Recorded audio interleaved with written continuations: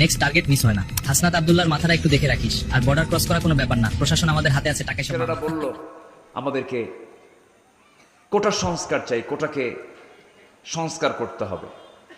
কোটা নিয়ে আন্দোলন হলো, শেষ পর্যন্ত জবাব আসলো, একটা শীর্ষ পদ থেকে জবাব আসলো যে কোটা বাতিল যদি হয় রাজাকারের নাতিপুতিরা চাকরি পাবে।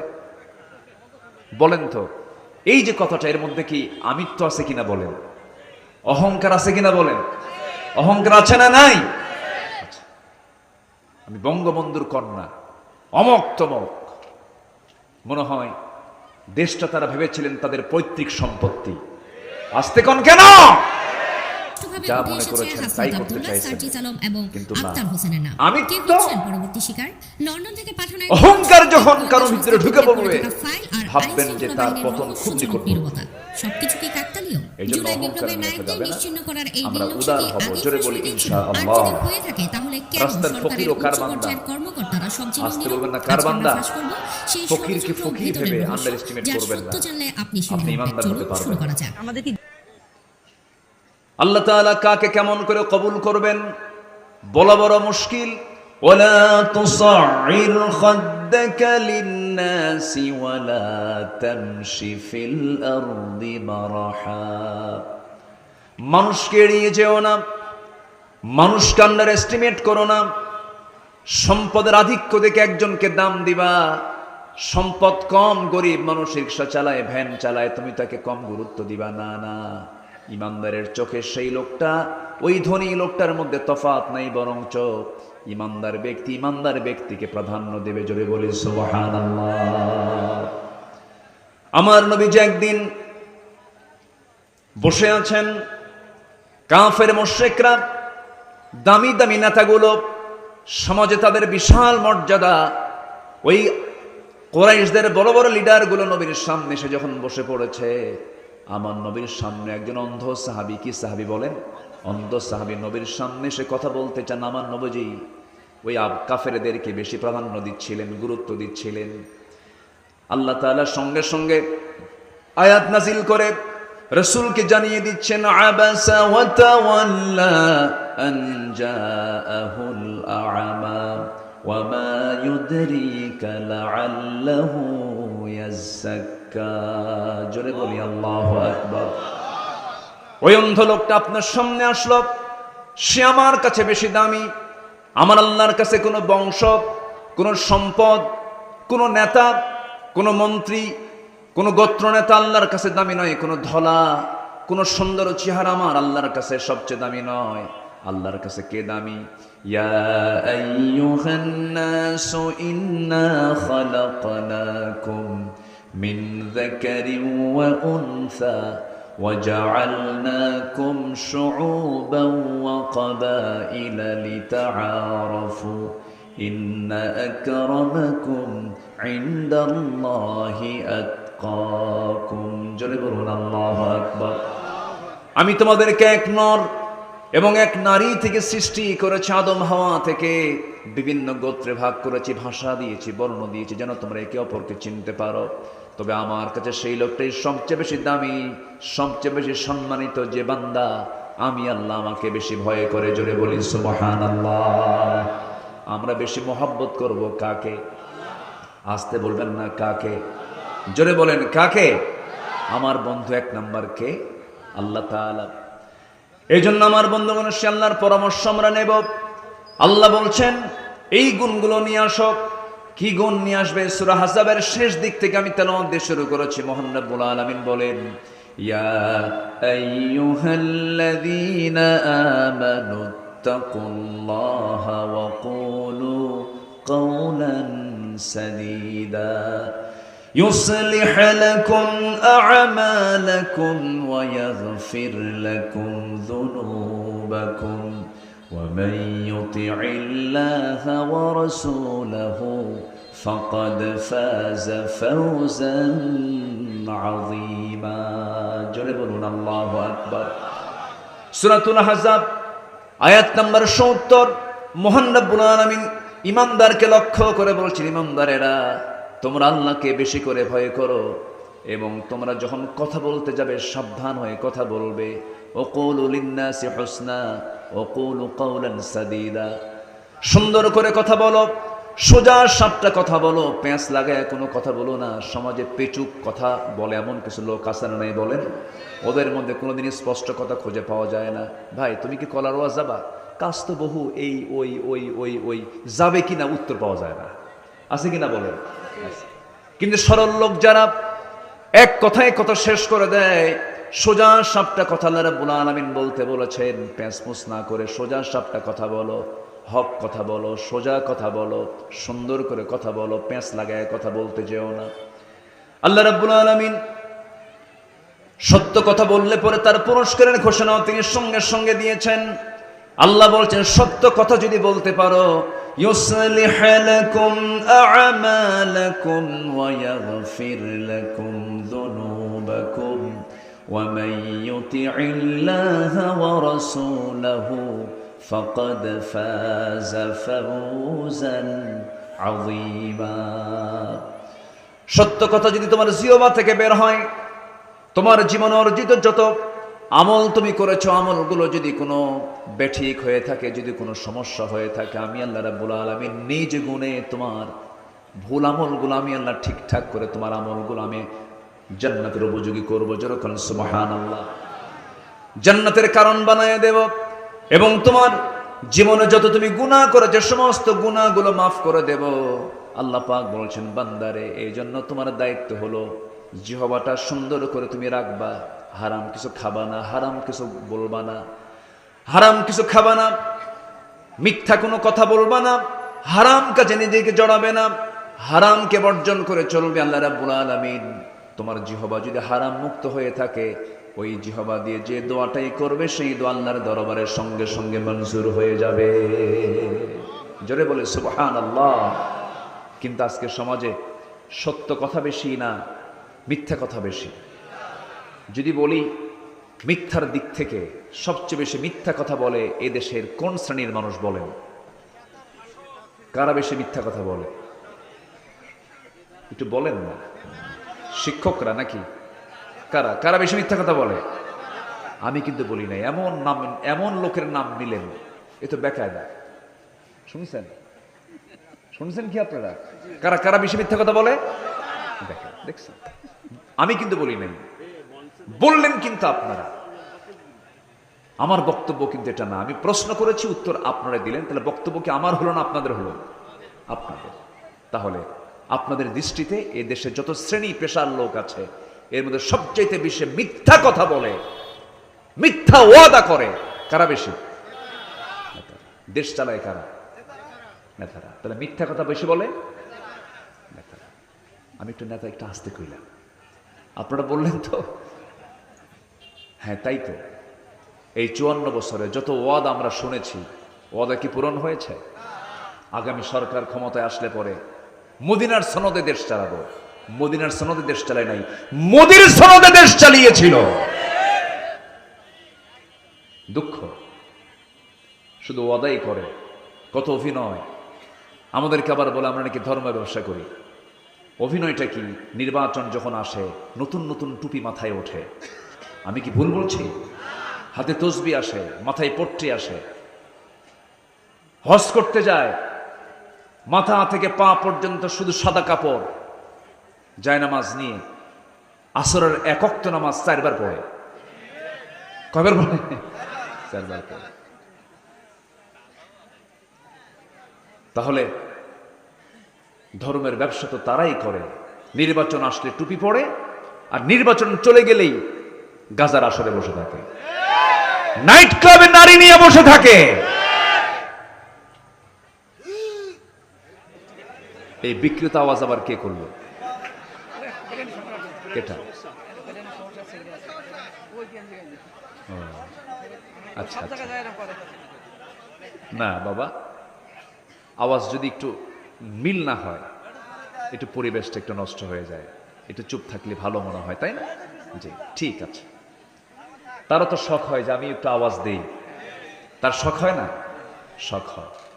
ওটা আবার একটা হাসির জায়গা হয়ে যায়। মানুষ তো একটা বিকৃত কিছু দেখলেই তো সেখানে তাদের একটা আলাদা চিন্তা, ব্রেনটা ওইদিকে চলে যায়, ডাইভার্ট হয়ে যায়। সম্মানিত ভাইয়েরা, আপনারা কি আমার কথাকে রাগ করতেছেন? রাগ হচ্ছে না তো আপনাদের? রাগ হলে তো কিচ্ছু করার নাই। সব তো দেখলাম। আইয়ুবের শাসন, বুড়া চাচারা দেখেন নাই? আইয়ুব করেছে শাসন, মুজিব দিয়েছেন ভাষণ, জিয়া কেটেছেন খাল, আর আমাদের চাচা এরশাদের তাল বেতাল। সব তো দেখলাম, সব দেখা শেষ। আগামীর দেশ আমরা দেখতে চাই আল কোরআনের বাংলাদেশ। রাজি আছেন কারা কারা? হাত উঁচু করে দেখান মুসলমান।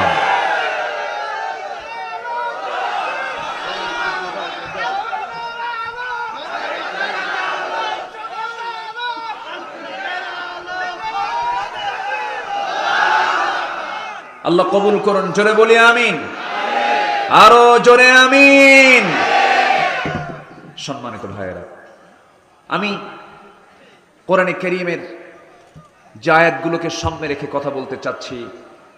আল্লাহ পাক ইমানদারকে দেখতে চান মিথ্যুক না সত্যবাদী? বলেন, মিথ্যাবাদী না সত্যবাদী? সত্যবাদী। আমরা সত্যবাদী হব, জোরে বলি ইনশাআল্লাহ। তাহলে যারা মিথ্যা নেতৃত্ব দেয় ওদের মুখে জুতা মারি, ঠিক কিনা বলেন? ওদের নেতৃত্ব আর আমরা দেখতে চাই না। আমরা বিরক্ত, আমরা অতিষ্ঠ, আমরা ধোঁকা খেয়েছি অনেক, আমরা মজলুম হয়েছে অনেক।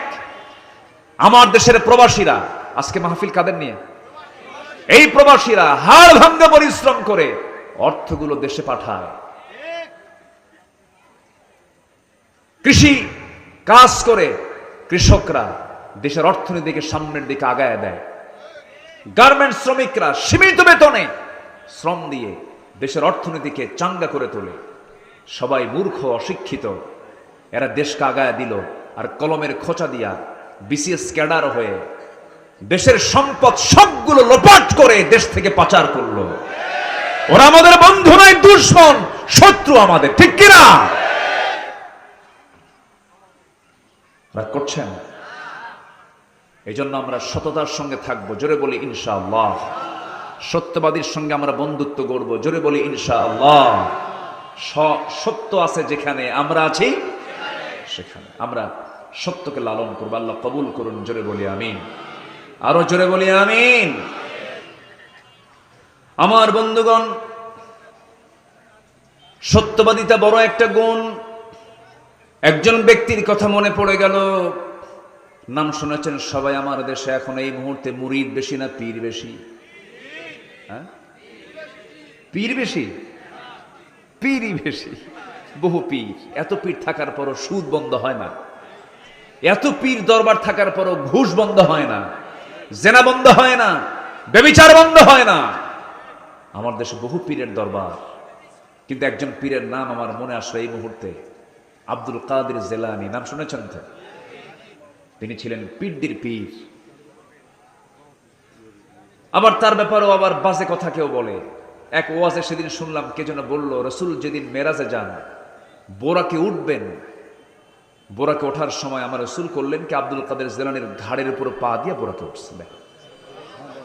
এই ওয়াজটা যে পাইল কোথায়? ওর কাছে শয়তান ওহী নাজিল করছে। কে ওহী নাজিল করছে? শয়তান। বাজে কথা। কোথায় আব্দুল কাদের রসুল মেরাজের সময় নাকি তার ঘাড়ে পা দিয়েছে? এগুলো ভিত্তিহীন কিছু কথা। আমার দেশে আছে না নাই বলেন তো? আচ্ছা। কিন্তু সত্যি আব্দুল কাদের বড় একজন আল্লাহওয়ালা ছিলেন, বড় বুজুর্গ ছিলেন। ছোট্টবেলায় এমন পরিবার থেকে তিনি গড়ে উঠেছেন, মাটা অদ্ভুত বড় আবেদা ছিলেন। জাত ভালো হলে সন্তানও ভালো হয়। যদি আপনি গাছের জাত যদি ভালো না হয়, যতই মাটি ভালো হোক, আবাদ ফলন ভালো হয় না। আব্দুল কাদের জিলানীর মা আব্দুল কাদেরকে পাঠায় দিচ্ছেন দিন শিক্ষার জন্য।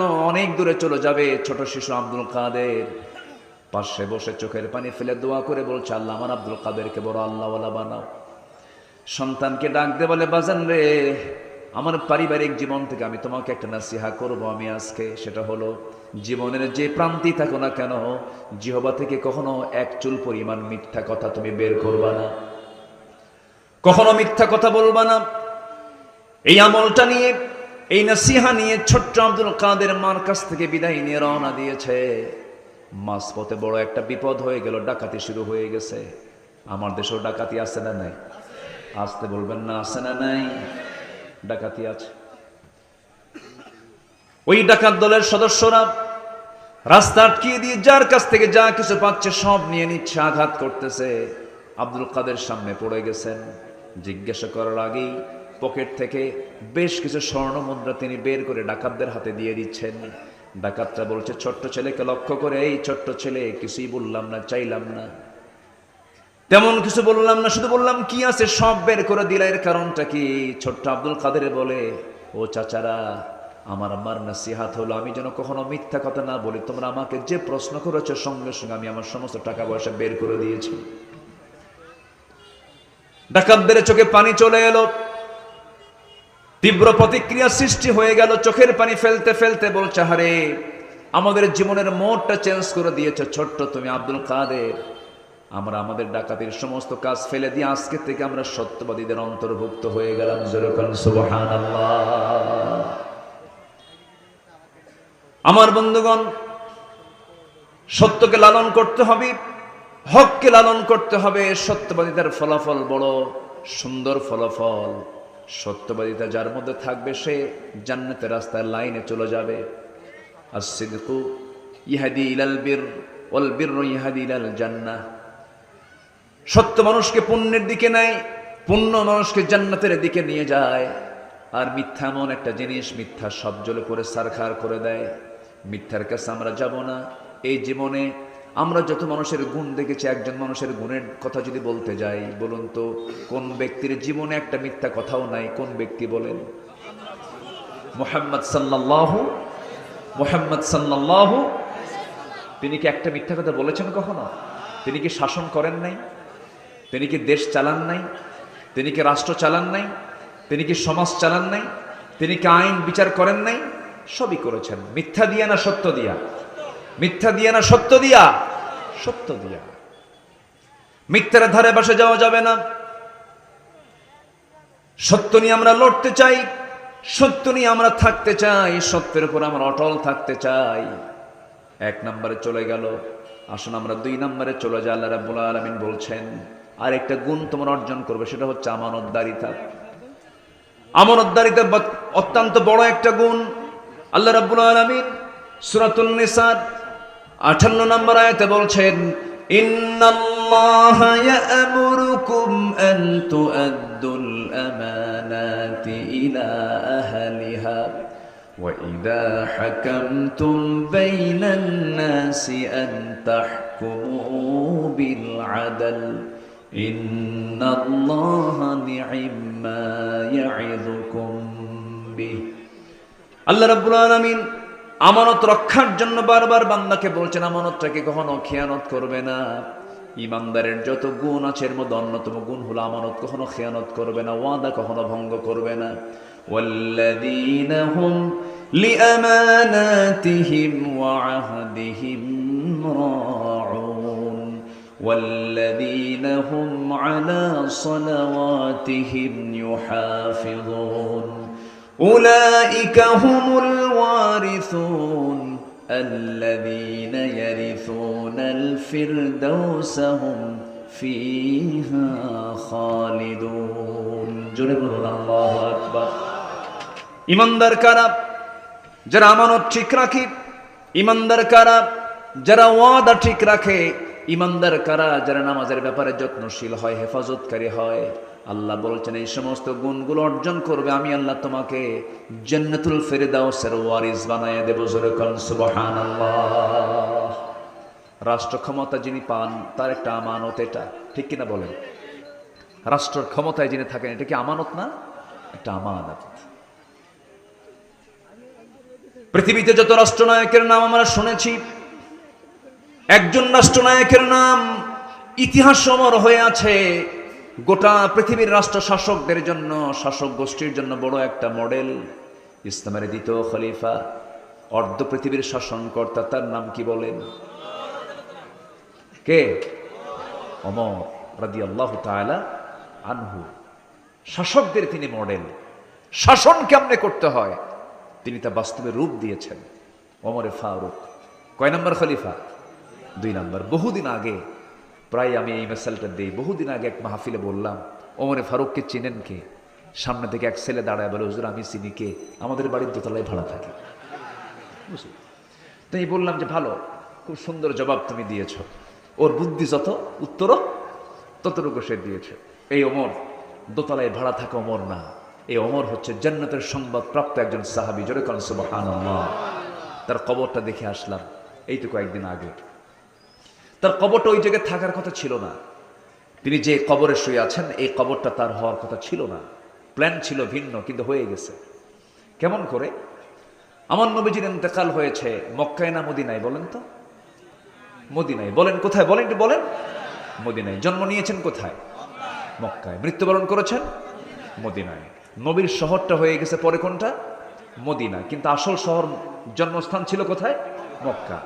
গোটা পৃথিবীর সবচেয়ে দামি এরিয়াতে আমার নবীর জন্ম। মানে পৃথিবীর প্রথম ঘর হলো আল্লাহর ঘর। সেই ঘরের সামনের দিকের বাসিন্দা হচ্ছেন মুহাম্মদ সাল্লাল্লাহু আলাইহি ওয়াসাল্লাম, এবং তার জন্ম হলো দোতলায়। কোন তলায়? দোতলায় জন্ম। এবং নেতৃস্থানীয় পরিবারের তিনি সন্তান ছিলেন। কাবা ঘরের রক্ষণাবেক্ষণ সহ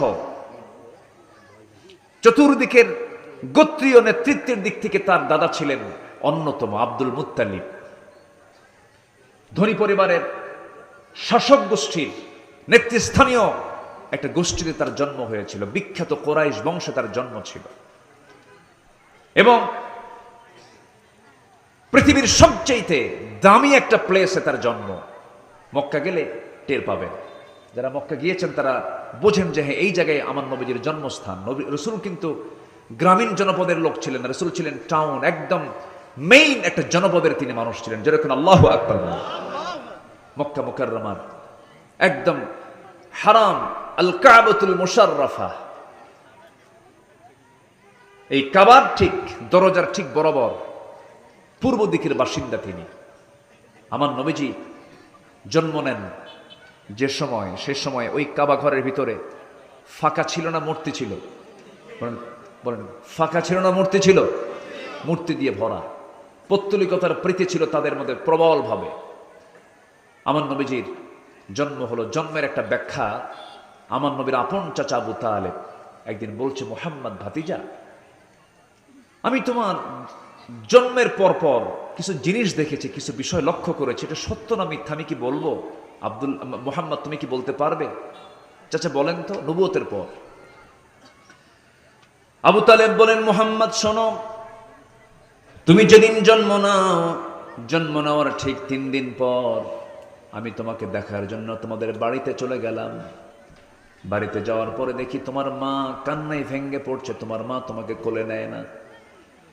তুমি একাকী চাঁদনি আকাশের নিচে বসে শুয়ে আছো, চাঁদনি আকাশের নিচে তুমি একা একা শুয়ে আছো, তোমার পাশে কেউ নাই, তোমার মার চোখে পানি, তোমার মা কান্নাকাটি করে।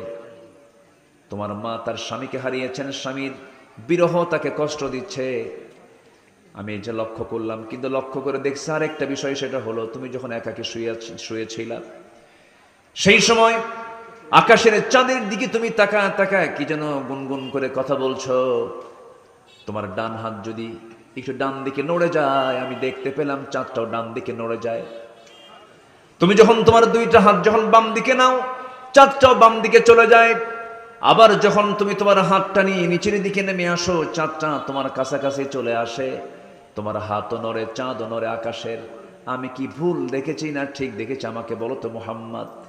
আমার নবীজি বাল্য জীবনের স্মৃতিচারণ করে বলছেন, চাচা আপনি সেই রাত্রে যা দেখেছেন 100% সত্য দেখেছেন। জন্মের পূর্বে আমি আমার বাবাকে হারিয়েছি। আমার মা হলেন বিধবা নারী। আমি যখন ভূমিষ্ঠ হলাম, আমি সন্তান হয়ে পৃথিবীতে যখন জন্ম নিলাম, আমার মার বড় শখ ছিল সন্তানরা স্বামীর কোলে উঠায় দেব, স্বামী তো নাই। আমাকে দেখেন বারবার স্বামীর কথা মনে হয়ে যায়, কান্নাকাটির পরিমাণ বেশি হয়ে যায়, এই জন্য আমার মা আমাকে কোলে নিতে পারছিলেন না, আমাকে একাকী রেখে দিয়েছেন। আমার যেন কোনো প্রকার কষ্ট না হয় সেই জন্য মহান রব্বুল আলামিন ওই রাত্রগুলোর জন্য আকাশের চাঁদনি রাতকে আল্লাহ রাব্বুল আলামিন আমার জন্য পুতুল বানায় দিয়েছিলেন, আমার জন্য খেলনা বানিয়ে দিয়েছিলেন। আমি যখন একাকী রাত যাপন করছিলাম, আকাশের চাঁদটা আল্লাহ পাক আমার জন্য খেলনা বানাইছিলেন। জোরে বলেন সুবহানাল্লাহ। বিশ্বনবীর দাম কত! সেই জন্ম নেওয়া রাসূল মক্কায় জন্ম নিয়ে মৃত্যুবরণ করলেন কোন নগরে গিয়ে? মদিনায় গিয়ে। মদিনার সেই আম্মা জান আয়েশার ঘরেই তার দাফন হয়েছে। জান্নাতুল বাকি আমরা বলি, আসলে জান্নাতুল বাকি না, ওটার নাম হচ্ছে বাকিউল গারকাত, মাকবারাতু বাকি, মানে বাকি গোরস্থান। সেখানে প্রায় 10,000 সাহাবী সেখানে শুয়ে আছেন। কত হাজার? 10,000 সাহাবী। এখনো সেই গোরস্থানটা, কবরস্থানটা এখনো আছে। তো আমার নবীজির যেখানেই তার মৃত্যু হয়েছে, তার মৃত্যু হয়েছে একজন স্ত্রীর ঘরে। সেই স্ত্রীর নাম কি বলুন তো? আম্মা জান আয়েশার ঘরে তার ইন্তেকাল হয়েছে। আমি এই তো 10-12 দিন আগে আল্লাহ পাক ওই জায়গাগুলো আমাকে সফর করার তৌফিক দিয়েছেন, বহুবার গিয়েছি। এবারের সফরটা একটু ভিন্ন হয়েছে আমার, একটু বলবো, কথা বলবো, একটু ভিন্ন হয়েছে। কেন জানেন? আমি গিয়েছি এর আগে, আমার রাসূল বলেছেন আমার ঘর এবং আমার ওই মিম্বার, মা বাইনা বাইতি ওয়া মিম্বারি রাওদাতুম মিন রিয়াদিল জান্নাহ। আমার ঘর এবং ওই হলো জান্নাতের টুকরা। এত আস্তে সুবহানাল্লাহ বললেন, একটু জোরে বলেন, আর একটু জোরে বলেন। সবার কি যাওয়ার শখ হয়? সবাই কি যাবেন না ইনশাআল্লাহ? যাওয়ার জন্য নিয়ত দরকার না টাকা দরকার? যাওয়ার জন্য টাকা দরকার না নিয়ত দরকার? টাকা থাকলে যাওয়া যায় না, নিয়ত থাকতে হয়, তাহলে যাওয়া যায়। এক ভরি স্বর্ণের দাম হলো এখন 2 লক্ষ টাকা, এক ভরি। তাহলে একটা মহিলা, একটা স্ত্রীর গায়ে যদি আপনি ভরায়া দিতে চান, মিনিমাম বলেন তো কানের, গলার আর হাতের যদি মিলায়া দিতে চান, তাহলে কয় ভরি লাগে? মিনিমাম 2-2.5 ভরি, 3 ভরির নিচে না। আপনি আপনার বউকে আগে সাজাচ্ছেন, সাজান, সমস্যা নাই। সেখান থেকে এক ভরি একটু কমালেই 2 লাখ টাকা ভরি হলো সোনা। আর আমার রাসূলের সোনার মদিনায় যেতে মাত্র লাগে 1.5 লাখ টাকা। একটু প্ল্যান করলে করা যায়, অসম্ভবকে সম্ভব করা যায় যদি সাহায্য কার থাকে? কার থাকে? আল্লাহর থাকে। এক রিক্সাওয়ালা, আপনাদের মেবি এই যশোর বেল্টে তার বাড়ি। 2017 সালে আমি গিয়েছিলাম। তো সেই সময় এক ভক্ত আমার, উনি দৌড় মেরে এসে আমাকে জড়িয়ে ধরে বলে, হুজুর আমি দেশে রিক্সা চালাই। তো আপনি হজে আসলেন কেমনে? তাও হজে গেছে। আপনি হজে আসলেন কেমনে? হুজুর 15 বছর আমি রিক্সা চালাই, প্রত্যেকটা দিন 20 টাকা, 25 টাকা, 30 টাকা করে জমা করে করে করে টাকা জমা হওয়া মাত্রই আমি হজের জন্য জমা দিয়েছি, হজে চলে আসছে। তাহলে বলেন তো টাকা দরকার না নিয়ত দরকার? নিয়ত দরকার। তো আমার নবীজির কবরটা হচ্ছে আম্মা জান আয়েশা সিদ্দিকার ঘর। সেখানে তিনি শুয়ে আছেন। তিনি ইন্তেকাল করলেন। ইন্তেকাল করার পর খেলাফতের দায়িত্ব গ্রহণ করলেন প্রথম খলিফা আবু বকর সিদ্দিক রাদিয়াল্লাহু তাআলা আনহু। দায়িত্ব গ্রহণ করলেন। দায়িত্ব গ্রহণ করার পরে 2টা বছর চলে গেল। তিনিও নবীর মতোই বাড়িতেই তিনি ইন্তেকাল করলেন, দুনিয়া থেকে বিদায় নিলেন। আম্মা জান আয়েশা সিদ্দিকা বললেন, আমার বাবা আমার নবীর কবরের পাশেই থাকবেন, আমার নবীর সঙ্গেই তিনি ঘুমাবেন, অর্থাৎ আম্মা জান আয়েশার ঘরেই তিনি থাকবেন। আমার নবীর পাশেই তাকে কবরস্থ করা হলো। কবরস্থ করার পরে আম্মা জান আয়েশা সিদ্দিকার সারা জীবনের স্বপ্ন ছিল, আমার যখন মৃত্যু হবে আমি আমার এই ঘরেই নবীর সঙ্গে আমি ঘুমাবো। এটাই তার নিয়ত ছিল। কিন্তু দ্বিতীয় খলিফা ওমর ফারুক রাদিয়াল্লাহু তাআলা আনহু প্রায় প্রায় তিনি একটা দোয়া করতেন, আল্লাহুম্মা রযুকনি শাহাদাতান ফি সাবিলিক ওয়াজআল মাউতি ফি বালাদি রাসূলিক। হে আল্লাহ, তোমার কাছে আমি শহীদের মর্যাদা পাওয়ার জন্য তোমার কাছে আমি শহীদি মৃত্যু কামনা করি, এবং তুমি আল্লাহ আমাকে নবীর শহরে মৃত্যু দিয়ে দিবা, বাইরের কোনো নগরীতে আমার মৃত্যু দিবা না। আল্লাহ পাক তার 2টা দোয়াই কবুল করলেন। মদিনায় সেই সময় যুদ্ধ হওয়ার কোনো সম্ভাবনা নাই, কারণ বিজয়িত হয়ে গেছে, মদিনায় যুদ্ধ হবে না। কিন্তু তিনি নামাজে দাঁড়ালেন। একাততাই এসে এক মুনাফিক এসে পিছন দিক থেকে ছুরিকাঘাত করলো, রক্তাক্ত হয়ে নামাজের মধ্যেই পড়ে গেলেন। রক্তাক্ত অবস্থায় তিনি আহত হয়ে পড়ে থাকলেন, জখম হলেন তিনি, রক্ত শূন্যতায় ভুগতে লাগলেন। এমন সময় কাদা কাদা কণ্ঠের সন্তান আব্দুল্লাহকে ডাক দিয়ে বলছে, আব্দুল্লাহ এদিকে আসো, আমি মনে হয় বাঁচবো না, আমি দুনিয়া থেকে বিদায় নিয়ে নেব যে কোনো মুহূর্তে। আমার বড় শখ ছিল আমি নবীর পাশে ঘুমাবো, নবীর পাশে আমার কবর হবে, কিন্তু জায়গা তো আয়েশা সিদ্দিকার, উম্মাহাতুল মুমিনিন আম্মা জান আয়েশা সিদ্দিকার, আমি চাইলেই তো হবে না। আমি মনে হয় দুনিয়া থেকে বিদায় নিয়ে নিচ্ছি, আব্দুল্লাহ তাড়াতাড়ি করে একটু চলে যাও তো, আম্মা জান আয়েশাকে গিয়ে বলো সে যদি তার জায়গাটা দিয়ে দিত, আমি আমার বড় শখ আমি আমার নবীর পাশে ঘুমাতাম। এই কথা বলে ছেলেকে পাঠায় দিলেন। ছেলেকে পাঠায় দেওয়ার পরে এমন প্রস্তাব যখন আম্মা জান আয়েশা সিদ্দিকার কানে চলে গেছে, চোখ দিয়ে টপ টপ করে পানি পড়া শুরু হয়ে গেছে এবং কেঁদে কেঁদে বলছেন, আহারে জগৎ বিখ্যাত একজন বড় আল্লাহওয়ালা মানুষ, আমিরুল মুমিনিন খলিফাতুল মুসলিমিন, যার ব্যাপারে রাসূল বলেছেন আমার পরে যদি নবুয়তের সিলসিলা যদি জারি থাকতো লাকানা ওমর, আমার ওমর নবী হয়ে যেত। সেই একজন ব্যক্তি ওমর আমার কাছে একটা আবদার করছে, আমি কেমন করে প্রত্যাখ্যান করি? ও আল্লাহ, আমার নিজের কবরের জায়গাটা আমি আমার ওমরকে দান করে দিলাম। নবী এখন ওমরে ফারুক শুয়ে আছেন এখন কার কবরের পাশে? নবীর কবরের সাথেই, নবীর সাথেই তিনি এখনো শুয়ে আছেন। দুজন খলিফা এবং রাসূল এক জায়গায়, তিনি এই তিনজন শুয়ে আছেন। আমি এই 10-12 দিন আগে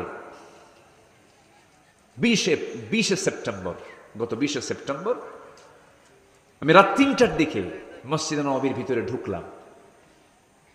ঢুকেই ভাবলাম যে মিন রিয়াদিল জান্নাহ, সেই জান্নাতের টুকরা যেটা রাসূল বলেছেন সেখানে ঢুকবো আমি। তো ঢুকেই দেখি আমার অনেক প্রবাসী ভাই সেখানকার খেদমতের দায়িত্বে আছে। সবাই আমাদের বাংলাদেশি অথবা কলকাতা অথবা আসাম বাংলা ভাষাভাষী লোকগুলো সেখানে খেদমতে আছে। মাশাআল্লাহ, আমাকে সবাই চিনে ফেললো। চিনে ফেলে বলছে, হুজুর আপনি আসছেন, আজান হবে ফজরের, বহু লম্বা সময় পাবেন, আপনি সামনের দিকে না আগায়া আপনি পিছনেই বসে থাকেন, সময় মতো আপনাকে একদম প্রথম কাতারে বসায় দেব। আমি একটা চান্স নিলাম। চেনার লোক থাকলে সুবিধা না অসুবিধা? আস্তে করে, সুবিধা না অসুবিধা? সুবিধা। খুব ভালো লাগলো, যাক আজকে তৃপ্তি ভরে একটু সময় নিয়ে থাকতে পারবো। তাজারের একটু আগ দিয়ে ওই আমার প্রবাসী ভাইরা করলে কি ওখানকার দায়িত্বে যারা আছেন, প্রশাসনের দায়িত্বে যারা আছেন, তাদেরকে আবার আমার দেশের মানুষ আবার খুব পাম্পটি ভালো দিতে পারে, বুঝলেন? এমন সুন্দর পাম দিছে, গলায় ফেলছে।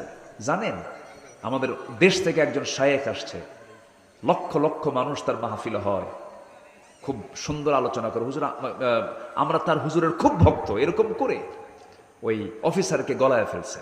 এবার অফিসার আমার উনি নিজে এসে সালাম দিয়ে বলে সামনের কাতারে বসে।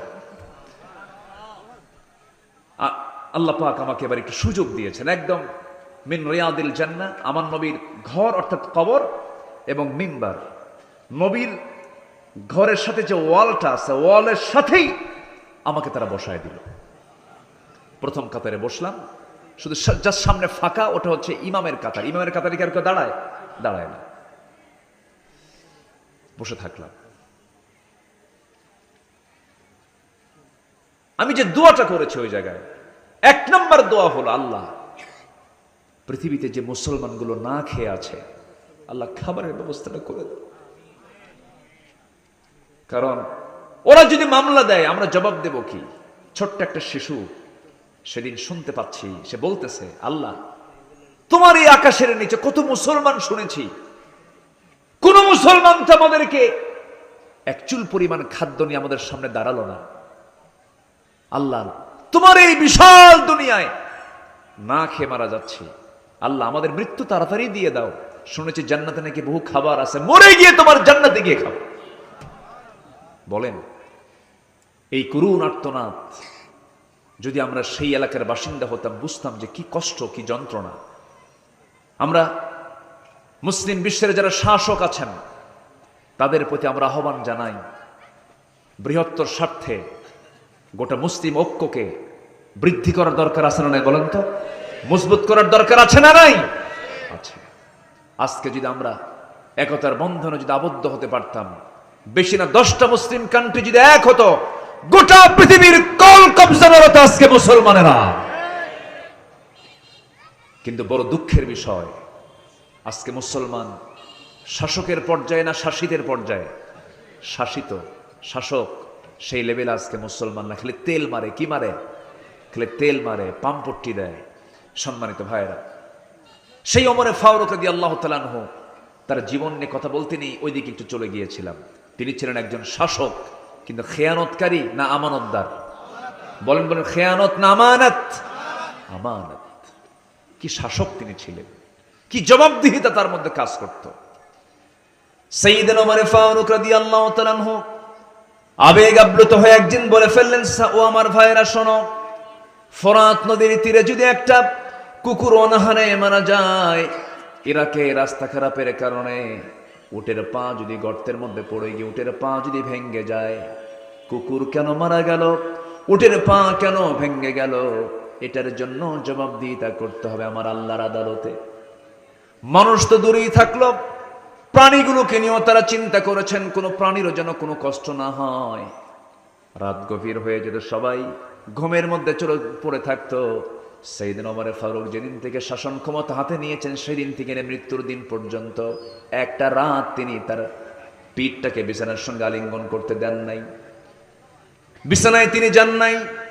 প্রত্যেকটা রাতেই তার ডিউটি ছিল এশার নামাজ পড়ায়া তিনি মসজিদ থেকে বের হতেন। তিনি মুসল্লি ছিলেন না ইমাম ছিলেন? বলেন বলেন বলেন বলেন, মুসল্লি ছিলেন না ইমাম ছিলেন? আমরা আমার দেশটাকে এমন করে সাজাতে চাই, যিনি ইমামতি করবেন তিনি সমাজ চালাবেন। আসতে কোন কেন? যিনি ইমামতি করবেন তিনি কি চালাবেন? সমাজ চালাবেন।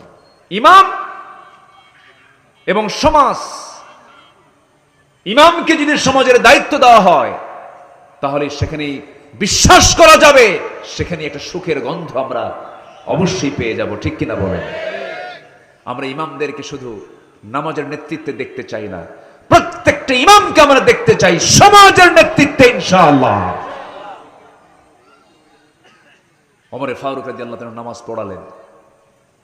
নামাজ পড়ায়া মসজিদ থেকে বের হচ্ছেন, বের হয়ে গেলেন। এক রাত্রে বহুদূর চলে গেলেন, এক প্রত্যন্ত অঞ্চলে চলে গেলেন। প্রত্যন্ত অঞ্চলে যাওয়ার পরে একটা ছোট্ট ঘর পেলেন। সেই ছোট্ট ঘরের একজন বাসিন্দা ছিলেন বুড়ি মানুষ। বুড়ি মানুষকে লক্ষ্য করে তিনি সালাম দিলেন। সালাম দিয়ে বলছেন, বুড়িমা আপনি কেমন আছেন? খুব ভালো নাই। কেন, কি হয়েছে? শুনেছি ওমর ফারুকের মতো নাকি একজন শাসক দেশের দায়িত্ব গ্রহণ করেছে, শুধু কোনোদিন আমাকে দেখতে আসলো না, কোনোদিন আমাদের খোঁজ খবর নিল না। ওমর ফারুক রাদিয়াল্লাহু তাআলা আনহু যে সামনে দাঁড়ায় কথা বলছেন, মহিলা জানে না।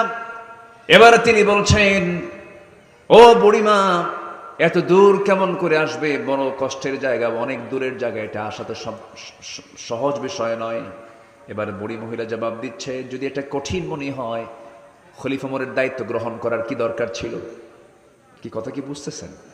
শোনা মাত্র তিনি কেঁদে ফেলেন, আহারে তাই তো, আমি কেন আসতে পারবো না? মহিলা তো আমাকে ধরে ফেলেছে, জবাব তো নাই। আল্লাহ যদি ধরেন, এই চিন্তা চলে আসলো। সঙ্গে সঙ্গে মহিলাকে লক্ষ্য করে বলছেন, মহিলা শোনেন, আপনি আমাকে না মাফ করা পর্যন্ত আমি এখান থেকে যাব না। আপনি যে ওমরের বিরুদ্ধে যে অভিযোগটা দিয়েছেন, ওমরের বিরুদ্ধে অভিযোগটা আপনার কাছ থেকে আমি মিটায় নিতে চাই। কি নেবেন আপনি বলেন? আমি আপনাকে কিছু দিনার দিতে চাই। 25 দিনারান। মহিলা রাজি হয়ে গেল, 25 দিনার তার হাতে দেওয়া হলো। কিন্তু নিজের পরিচয় তিনি গোপন করলেন। হঠাৎ করে তিনি বলে ফেলেছেন, আলী এদিকে আসো। সাইয়েদনা আলী জবাব দিচ্ছেন, আমিরুল মুমিনিন ওমর ফারুক, আমি আসতেছি। এই কথা মহিলার কানে চলে গেছে। মহিলা জিহ্বায় কামড় মেরে ভাবতেছে, আল্লাহ এতক্ষণ তো আমি ওমর ফারুকের সঙ্গে কথা বলেছি। এবার মহিলা জড়সড় হয়ে গেছে। ওমর ফারুক বলছেন, ও মহিলা আপনি এরকম করছেন কেন? কেন আপনি তো ওমর ফারুক, আমি ভুল করে ফেলেছি। না না, আপনি যা বলেছেন সঠিক বলেছেন। আমি আপনাকে 25 দিনার দিয়ে দিলাম, আপনি আমার বিরুদ্ধে কোনো অভিযোগ রাখবেন না। সঙ্গে সঙ্গে রাজি হয়ে গেছে। এবার তিনি করলেন কি, লেখার কোনো কিছু না পেয়ে নিজের জামাটা ছিঁড়ে ফেললেন। নিজের জামাটা ছিঁড়ে জামাই লিখে নিলেন, কোন অভিযোগ আপনার বিরুদ্ধে নাই, ওমরের বিরুদ্ধে নাই, এই কাগজটা নিয়ে, এই লিখিত অংশটুকু নিয়ে বাড়িতে ফিরে আসলেন। সন্তানদেরকে ডাক দিয়ে বলছেন, সন্তানেরা, আমি ওমর যেদিন দুনিয়া থেকে বিদায় হয়ে যাব, বিদায় হওয়ার সঙ্গে সঙ্গে কাফনের কাপড়টা যখন আমাকে পরিয়ে দেবে, কাফনের কাপড়ের সাথে তোমরা এই চিঠিটা আমার কাফনের সঙ্গে লাগায় দিবা। কিয়ামতের দিন আল্লাহ যখন বলবেন, আমি আল্লাহকে বলবো, আল্লাহ তোমার বান্দাদের পক্ষ থেকে আমার বিরুদ্ধে কোনো অভিযোগ নাই। জোরে বলেন সুবহানাল্লাহ। শাসক ভালো পেতে হলে শাসককে হতে হবে, থাকতে হবে শাসকের মধ্যে কার ভয়? আসতে বলবেন না, কার ভয়? আমরা এমন শাসক দেখতে চাই যে শাসক ভয় পাবেন একমাত্র কাকে? আসতে বলবেন না, কাকে? আল্লাহকে ভয় পাবেন। বিচার ব্যবস্থাকে কি স্বাধীন করেছিলেন তিনি? ঘোড়া কিনতে গেছেন, ঘোড়া কিনতে গিয়ে ঘোড়া বিক্রেতার কাছ থেকে তিনি টাকার বিনিময়ে ঘোড়াটা কিনেছেন। ঘোড়া কেনার পরে তিনি ঘোড়ায় তিনি চললেন। কিছু দূরে যেতে না যদি ঘোড়ার চারটা পা অকেজো হয়ে ঘোড়া বসে গেছে। ওমর ফারুকের মেজাজ গরম হয়ে গেছে। অসুস্থ ঘোড়া নিয়ে, অকেজো ঘোড়া নিয়ে ঘোড়া বিক্রেতার কাছে এসে চোখ বড় করে বলছেন, ওমর ফারুক বলছেন, আমাকে তুমি অচল ঘোড়া দিয়েছে কেন, অসুস্থ ঘোড়া দিয়েছে কেন, ঘোড়া নেব না। এবার ঘোড়া বিক্রেতা বলছে, আমিরুল মুমিনিন, আল্লাহর নামের কসম করে বলি, আমি আপনাকে যে ঘোড়া দিয়েছিলাম, সুস্থ ঘোড়া দিয়েছিলাম, অসুস্থ হয়ে গেছে আপনার মালিকানায় যাওয়ার পরে। ওমর ফারুক বলছেন, না না, আমি এই ঘোড়া নেব না, ঘোড়া ফেরত নাও, টাকা দিয়ে দাও। এবার ঘোড়া বিক্রেতা বলতেছে, আমিরুল মুমিনিন, আমি আপনাকে টাকা ফেরত দেব না, ঘোড়াও আমি নেব না, কারণ আপনার মালিকানা যাওয়ার পরে ঘোড়া অকেজো হয়ে গেছে, অসুস্থ হয়ে পড়েছে। তাহলে কি করা যায়? এবার ঘোড়া বিক্রেতা, সাধারণ একজন ঘোড়া বিক্রেতা, শাসনকর্তার সামনে দাঁড়িয়ে বলছে, চলুন, কোনটা যা হয় হবে, আদালতে যাই, বিচারক যে ফয়সালা দেবে সেই ফয়সালা আমার ফয়সালা। ওমর ফারুক মুস্কি হাসি মেরে বললেন, ও ঘোড়া বিক্রেতা, তুমি যদি এটাই চাও, আমি তো বাধ্য, চলো আমরা বিচারের মুখোমুখি হয়ে যাই। সাধারণ একজন ঘোড়া বিক্রেতার বিচারের অধিকার আছে না নাই? আসতে বলুন, আছে না নাই বলেন? চলে গেলেন দুজন মিলে, আদালত চত্বরে গিয়ে হাজির হলেন। বিচারালয়ে চলে গেলেন। বিচারপতির সামনে দাঁড়ায় গেছেন ওমর ফারুক রাদিয়াল্লাহু তাআলা আনহু। সঙ্গে সঙ্গে বিচারপতি, বিচারে বসা বিচারক কাজী শুরাইহ ইবনুল হারিস আল কিন্দি রাহমাতুল্লাহ আলাই, 100 বছরেরও বেশি বয়স তার হয়েছিল জীবনে। কাজী শুরাইহ সামনে দাঁড়ায়া ওমর ফারুককে দেখে সালাম জানায়, বলছেন, আমিরুল মুমিনিন, আপনি এই আদালতে কেন আসছেন? তারও তো আমির তিনি, তারও খলিফা তিনি। ওমর ফারুক বলছেন, বিচারপতি কাজী শুরাইহ, তুমি তোমার চেয়ারে বসে যাও, বিচার শুরু করে ফেলো। কি হয়েছে? আমার বিরুদ্ধে মামলা দিছে। কে মামলা দিছে? কে মামলা দিছে? কোনো ব্যক্তি, সামাজিক বড় মর্যাদা তার? সাধারণ সিম্পল একজন নাগরিক, তার কেউ চেনেই না। একজন ঘোড়া বিক্রেতা মামলা দিয়ে ওমর ফারুক আদালতে হাজির করেছেন। ওমর ফারুক সামনে দাঁড়ায় বলে, বিচারপতি, বিচারক, সুষ্ঠুভাবে বিচার করো, ওজন ঠিক রাখো, আকিমুল ওয়াজনা ওয়াকিমুস সালাহ আকিমুদ্দিন, সবকিছু আমাদের ঠিক রাখতে হবে, মিজান কায়েম করতে হবে, ওজন ঠিক রাখতে হবে, দিন কায়েম করতে হবে, নামাজ কায়েম করতে হবে। আকিমুদ্দিন, আকিমুস সালাহ ওয়া আকিমুল ওয়াজনা, আছে না? এবার বিচারপতি বিচারের চেয়ারে বসে দুপক্ষের কথাই শুনলেন। দুপক্ষের কথা শুনে এবার রায় দিচ্ছেন। সাইয়েদনা ওমর ফারুক রাদিয়াল্লাহু আনহুকে লক্ষ্য করে বলছেন, ইয়া আমিরাল মুমিনিন, দুপক্ষের কথাই শুনলাম আমি, কিন্তু আজকের রায়টা আপনার পক্ষে যাবে না, আজকের রায়টা ঘোড়াওয়ালার পক্ষে যাবে। কারণ আপনি ঘোড়া কিনেছেন, যখন কিনেছেন লেনদেন করেছেন, ঘোড়াটা সুস্থ ছিল। আপনি আমার সামনে কথা বলছেন, আমি আপনার সামনে কথা বলছি, আমরা দুইজন এই জায়গা থেকে নিরাপদে বাড়ি পর্যন্ত ফিরতে পারবো, তার কোনো গ্যারান্টি আছে নাকি? না, জীবনের কোনো গ্যারান্টি নাই। যে কোনো মুহূর্তে মানুষ অসুস্থ হয়ে যেতে পারে, যে কোনো প্রাণী অসুস্থ হয়ে যেতে পারে। অসুস্থ হয়ে গেছে আপনার মালিকানা আসার পরে, অতএব ঘোড়াটা আপনি ফেরত পাবেন না। অসুস্থ ঘোড়ার মালিক আপনাকে হতে হবে, তাকে টাকা দিয়ে দিতে হবে, আপনি টাকা ফেরত নিতে পারবেন না। ওমর ফারুক মাথা নিচু করে মুস্কি হাসি মেরে দরবার থেকে বের হয়ে আসলেন, বিচারালয় থেকে বের হয়ে আসলেন। পরের দিন মজলিসে শুরার বৈঠকে কেন্দ্রীয় বৈঠকে বসে সবাইকে উল্লেখ করে বলছেন, তোমরা কি জানো গতকালকে আমি এক বিচারের মুখোমুখি হয়েছিলাম, অনেক বড় সাহস, ব্যক্তি দেখে বিচার করলো না, ন্যায় দেখে বিচার করলো, কোরআনকে সামনে রেখে বিচার করলো, আমার বিরুদ্ধে রায় দিয়ে দিয়েছে। কত বড় সাহস! ওই ব্যক্তিকে আঞ্চলিক বিচারপতির পদ না দিয়ে ওমরে ফারুক আজকে আমি তাকে জাতীয় বিচারপতির চেয়ারে বসায়া দিলাম। জোরেকান সুবহানাল্লাহ, আর জোরেকান সুবহানাল্লাহ। আমানতদারিতা। আমার বন্ধুগণ, আমার ভাইয়েরা, আমার দেশের বিচারপতির ইতিহাস জানা আছে নাকি? জানেন না? এখনো তো দেশে আসেই নাই। এসকে সিনহা, তারে পাগল বানায়া দেশ থেকে বের করে দেওয়া হয়েছিল। ওঠে কেন? এই যে ভাইজান, আমি কি আলোচনা শেষ করে দেব? হ্যাঁ, আমি কি আলোচনা চালাবো? তো দুই একজন করে ওঠেন কেন? নিম্ন সাপ কোথাকার নিম্ন সাপ? ও আচ্ছা, আপনার সাপ। ফাইন তো মিলে গেছে, উপরেও নিম্ন সাপ, নিচেও নিম্ন সাপ। একটু বসেন। কত সময় কত দিকে চলে যায়, একটু সময় দেন আমাকে, যে সময় চেয়ে নিচ্ছি। এই তো বেশি সময় লাগবে না, আমি প্রসঙ্গগুলো শেষ করে দেবো, আস্তে আস্তে সামারাইজ করব, সংক্ষিপ্ত করব। একটু বসুন। আপনি চলে যাওয়া মানে মাহফিলের সৌন্দর্যকে নষ্ট করে ফেলা। আর এখানে আমরা বসেছি মূলত কার মেহমান হয়ে? বলেন তো, জোরে বলেন, কার মেহমান হয়ে বসেছি? আল্লাহর মেহমান হয়ে বসেছি। কোরআন শোনার জন্য আপনারা ফুল বাগানের ফুল হয়ে বসেছেন। আপনি এখানে যদি কোনো বিশৃঙ্খলা করেন, আপনি উঠে যাওয়াতে যদি বিশৃঙ্খলা হয়, এটা যদি ফেরেশতারা যদি নোটে যদি নেন যে এটা বিশৃঙ্খলা করলো, এটা শৃঙ্খলা ভঙ্গ হলো, শৃঙ্খলা ভঙ্গের তালিকায় যদি আপনার নামটা উঠে যায়, তাহলে বলুন তো, এই মামলা যদি হয়, কি আমার আপনার জন্য কি সুবিধা হবে না অসুবিধা হবে? আমরা একটু রাখি, একটু থাকি, একটু সময় দিই, একটু বসে। আল্লাহ কবুল করুন, জোরে বলে আমিন। একটু বসে। আমি 2 নম্বর বলেছি। 1 নম্বর হলো সত্যবাদিতা, নাম্বার 2 হলো আমানতদারিতা। আমরা টিকে রাখবো, জোরে বলি ইনশাআল্লাহ। সাইয়েদনা ওমর ফারুক রাদিয়াল্লাহু তাআলা আনহু একজন আমানতদার শাসক ছিলেন, দায়িত্বশীল একজন শাসক ছিলেন। দায়িত্ব কাকে বলে তিনি তা বুঝিয়ে দিয়েছেন। সমতা রক্ষা করেছেন, সম্মতার মূর্ত প্রতীক তিনি ছিলেন। রাষ্ট্রের পক্ষ থেকে 1 বোতল মধু তিনি পেলেন। কয় বোতল? 1 বোতল মধু। সেই মধুটা নিয়ে সাইয়েদনা ওমর ফারুক রাদিয়াল্লাহু তাআলা আনহু মধুর বোতল নিয়ে বাড়িতে চলে আসলেন। এসে বউটাকে ডাক দিয়ে বলছেন, আমার স্ত্রী শোনো, এই যে মধুর বোতল দিলাম, আমরা আমাদের পরিবার সহ 4 জন ফ্যামিলি এখানে আছে, মোট 5টা ভাগ হবে। এই বোতলের মধুকে 5 ভাগে ভাগ করে 1 ভাগ আমাদের জন্য রেখে বাকি 4 ভাগ 4টা ঘরে পৌঁছায় দিবা, কোনো কম বেশি যেন না হয়। এই দায়িত্ব বউকে দিলেন। স্ত্রীকে দেওয়ার কয়েক মিনিট পরে এবার বলছেন, স্ত্রী ভুল হয়ে গেছে, সরি, আমাকে বোতলটা ফেরত দাও। আবার মধুর বোতলটা ফেরত নিলেন।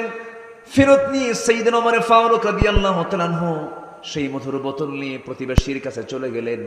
এক প্রতিবেশীকে ডাক দিয়ে বলছেন, প্রতিবেশী এদিকে আসো, এই যে মধুর বোতল তোমার দিলাম, সমান 5 ভাগে ভাগ করবে, 1টা ভাগ আমাকে দিয়ে বাকি 4 ভাগ প্রতিবেশীর কাছে দিয়ে দিবা।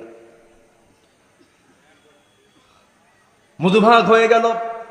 ওনার অংশের মধুগুলো নিয়ে স্ত্রীর সামনে দাঁড়ায় বলছেন, আমার স্ত্রী, এই যে মধু নিয়ে আসলাম, বলুন তো কোনো স্বামী যদি স্ত্রীর সঙ্গে যদি এমনটা আচরণ করে, স্বামীর এই আচরণে বউটাকে খুশি হবে নাকি? আসতে কয়, খুশি হবে? যদি খুশি হয় তাহলে আপনার বউরা একদম জান্নাতি। কথা বলছেন নাই? খুব ভালো। মন খারাপ করা স্বাভাবিক। সাইয়েদনা ওমর ফারুকের স্ত্রীরও মন খারাপ হয়ে গেল যে আমার কাছ থেকে মধুর বোতল নিয়ে উনি চলে গেলেন কেন, আমাকে সন্দেহ করেছেন মনে হয়। ওমর ফারুক রাদিয়াল্লাহু আনহু বলছেন, আমার স্ত্রী, আল্লাহর নামের কসম করে বলি, আমি তোমাকে চুল পরিমাণ কোনো সন্দেহ করি নাই। তুমি বেশি নেবে, কাউকে কম দেবে, আমি এটাও ভাবি নাই। মধুভাগের দায়িত্ব তোমারে দেই নাই এই জন্য দিলাম না, কারণ মধু হলো তরল জিনিস।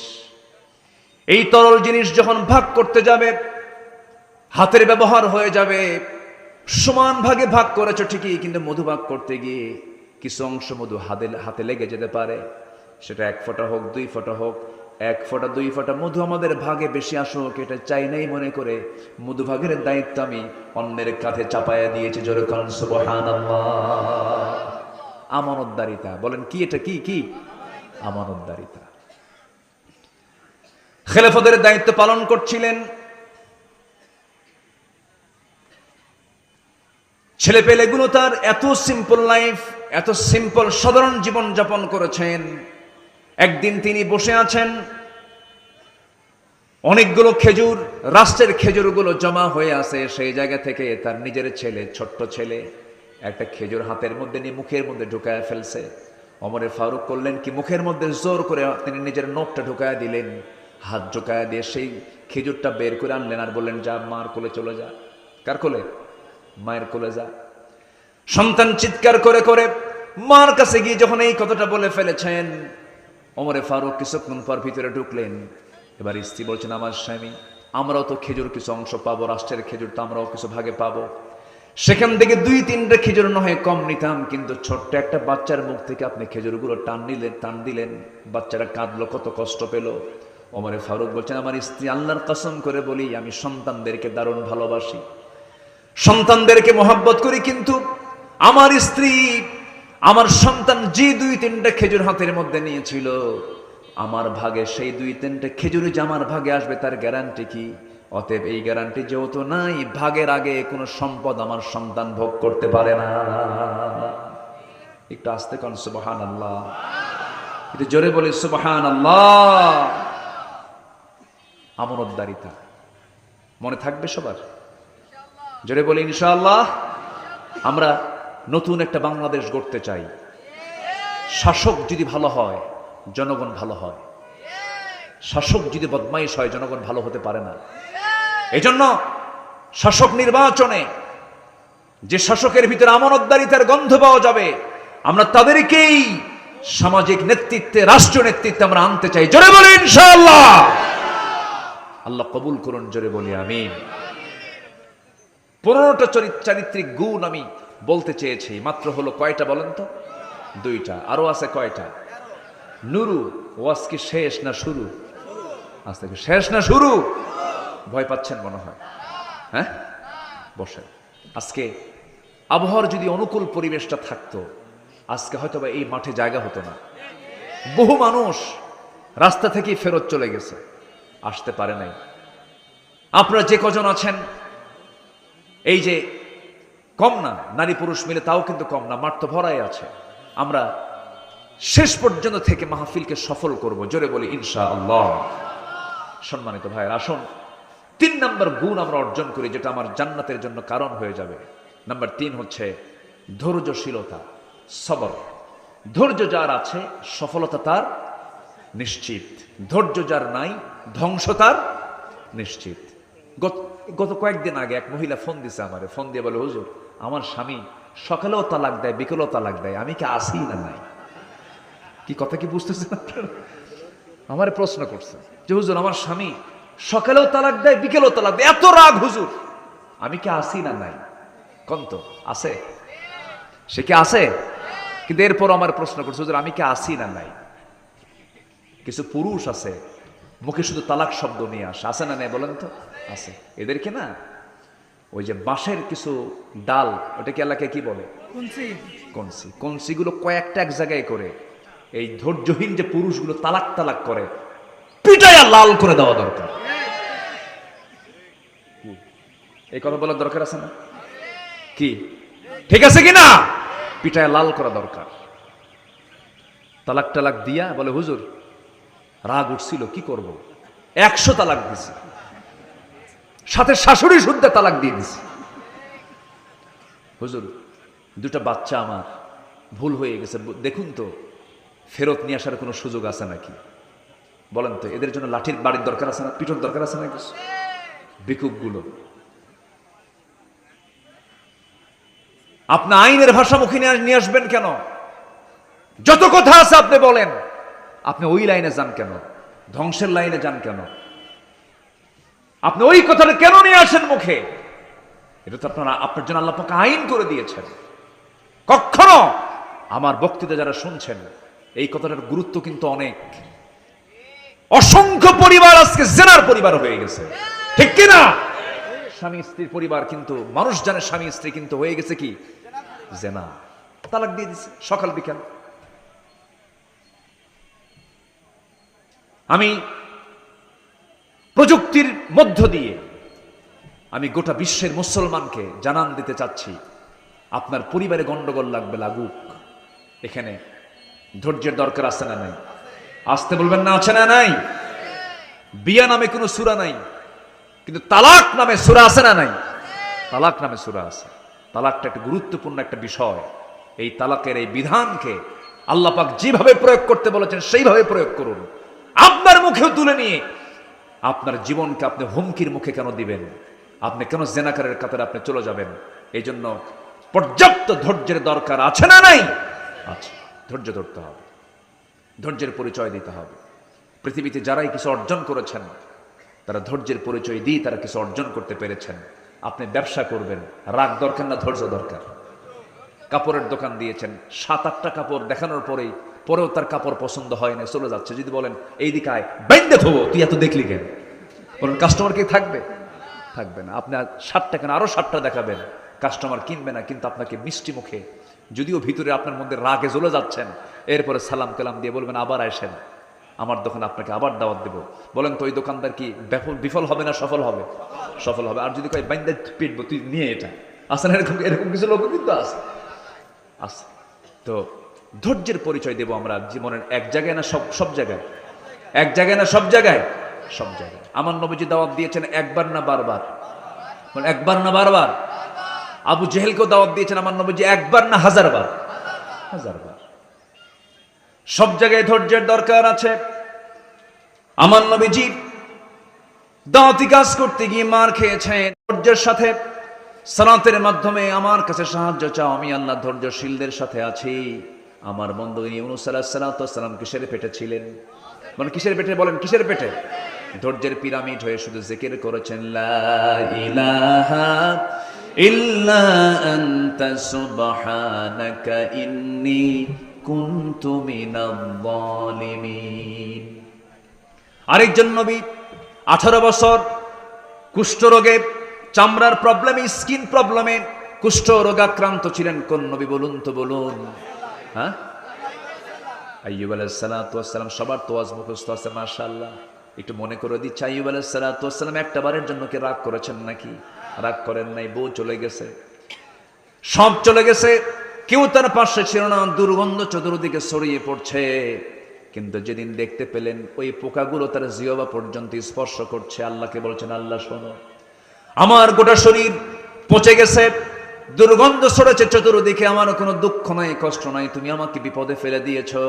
ওয়াইদা মারিতু ফাহুয়া ইয়াশফিন, কিন্তু দয়া করে তুমি আমার জিহ্বায় কোনো রোগ দিও না, কারণ এই জিহ্বা দিয়ে আমি যদি আক্রান্ত হয়ে যাই, এই জিহ্বা দিয়ে তোমার নামের জিকির করবো কেমনে? আল্লাহ, আমার জিহ্বা তুমি আল্লাহ ঠিক রাখো।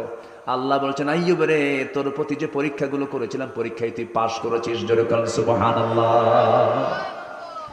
আল্লাহ রাব্বুল আলামিন শেফা দিয়ে দিলেন, হারানোর সব কিছু তাকে আবার ফেরত দিয়ে দিলেন। মাঝখান দিয়ে পরীক্ষা হয়ে গেল।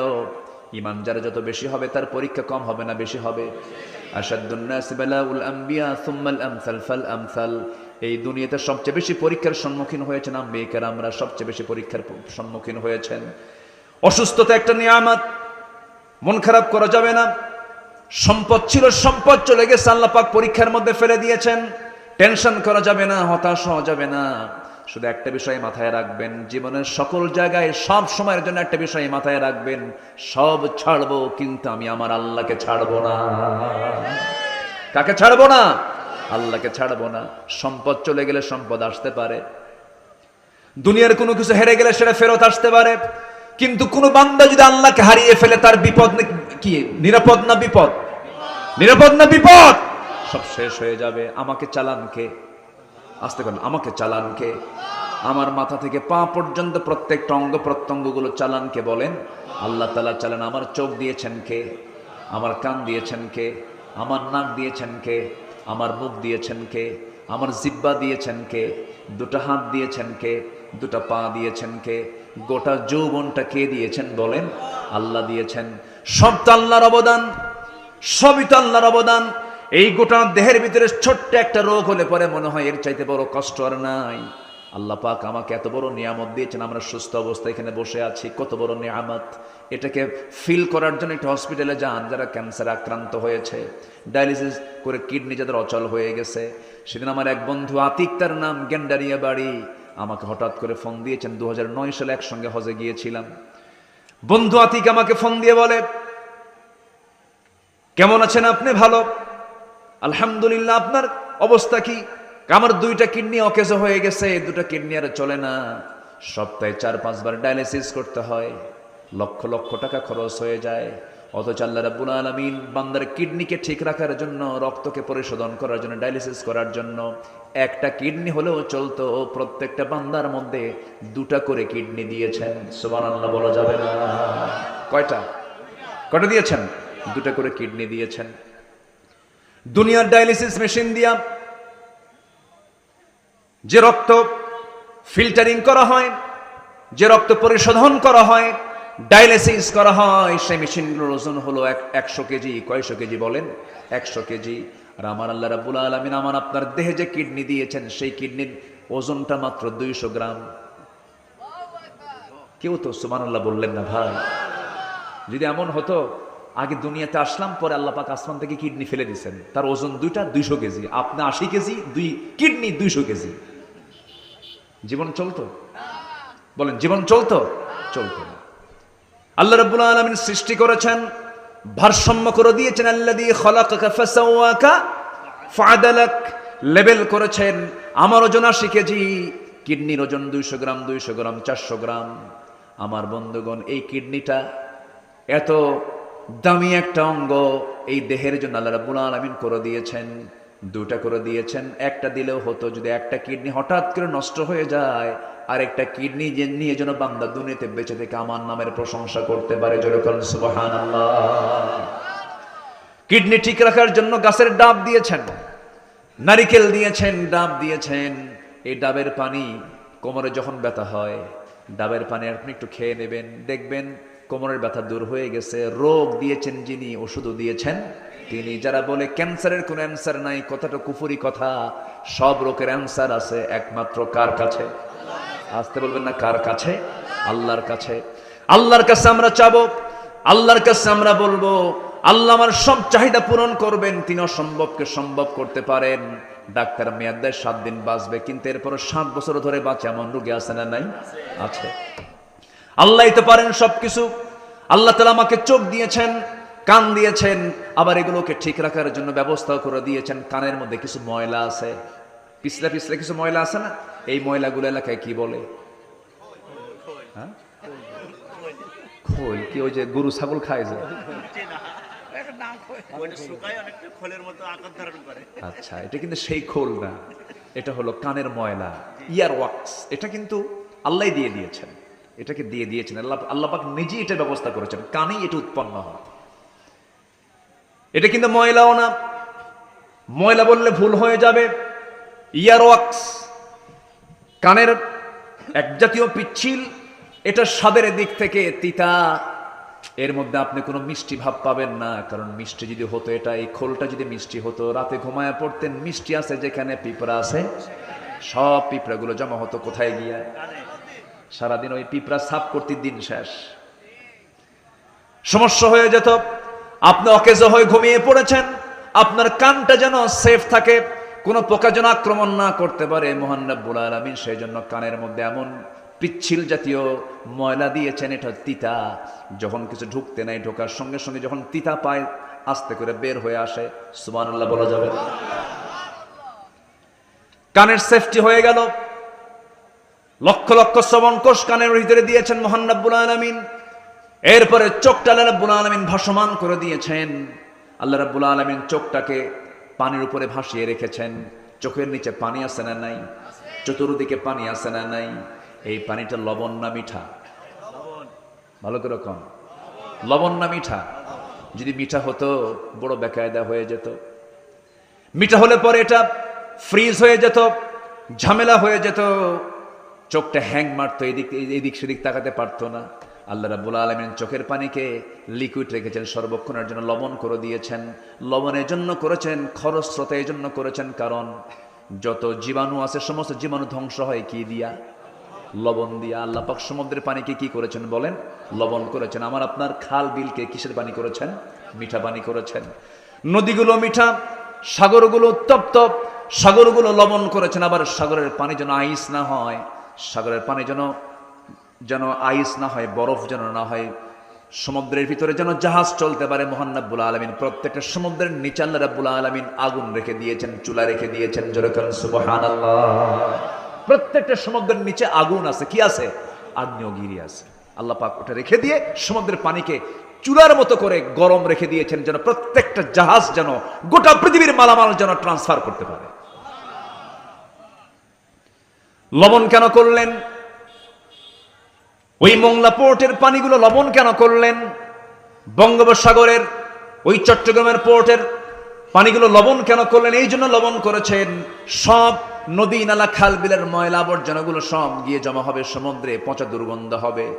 লবণটা এমন একটা জিনিস সমস্ত দুর্গন্ধগুলো দূর করে দূষণ মুক্ত রেখে দেয় পরিবেশকে। যেরকম সুবহানাল্লাহ। তাহলে কানের যে ময়লা, এটাকে মিষ্টি না তিতা? চোখের পানি মিঠা না খরস্রোতা? কি লবণ না মিঠা? লবণ। চোখের পানিকে লবণের জন্য করলেন, বান্দা এই চোখে যেন কোনো ভাইরাস আক্রান্ত না হয়। আল্লাহ রাব্বুল আলামিন মৃত্যু পর্যন্ত চোখের পানিকে লবণের জন্য করে দিয়েছেন, যেন বান্দার চোখে যেন কোনো জীবাণু না প্রবেশ করতে পারে। চোখ নষ্ট হলে পরে সব কাজ বন্ধ হয়ে যাবে। চোখের দাম বলেন তো কোনো অংশে কম না অনেক বেশি? অনেক বেশি। চোখ ছাড়া আপনি সুন্দর মেয়ে দেখবেন কেমনে? কি কথা কি বুঝতেছেন? এই যুবকরা, সুন্দর মেয়ে দেখে তো পাগলা হয়ে যাও। চোখ যদি না থাকতো তাহলে তোমার কি হতো? অতএব সুন্দর মেয়ের প্রশংসা আগে না চোখ যিনি বানিয়েছেন তার প্রশংসা আগে? কার প্রশংসা? আল্লাহ। একটা বড় ভাবলা না, মেয়ে দেখে পাগল হয়ে গেলা, অস্থির হয়ে গেলা, কিন্তু যে চোখ দিয়ে তুমি দেখো, এই চোখটা কার দেওয়া? আসতে বলবেন না, কার দেওয়া? আল্লাহর দেওয়া। তুমি মেয়ে দেখে খুশি হও, আনন্দ পাও, সমস্যা নাই, কিন্তু বউ বানায়া দেখো। কি বানায়া দেখো? আসতে কয় কি বানায়া? অন্যের বউ না নিজের বউ? হ্যাঁ, নিজের বউর দিকে তাকা, অন্যের বউর দিকে তাকানো যাবে না।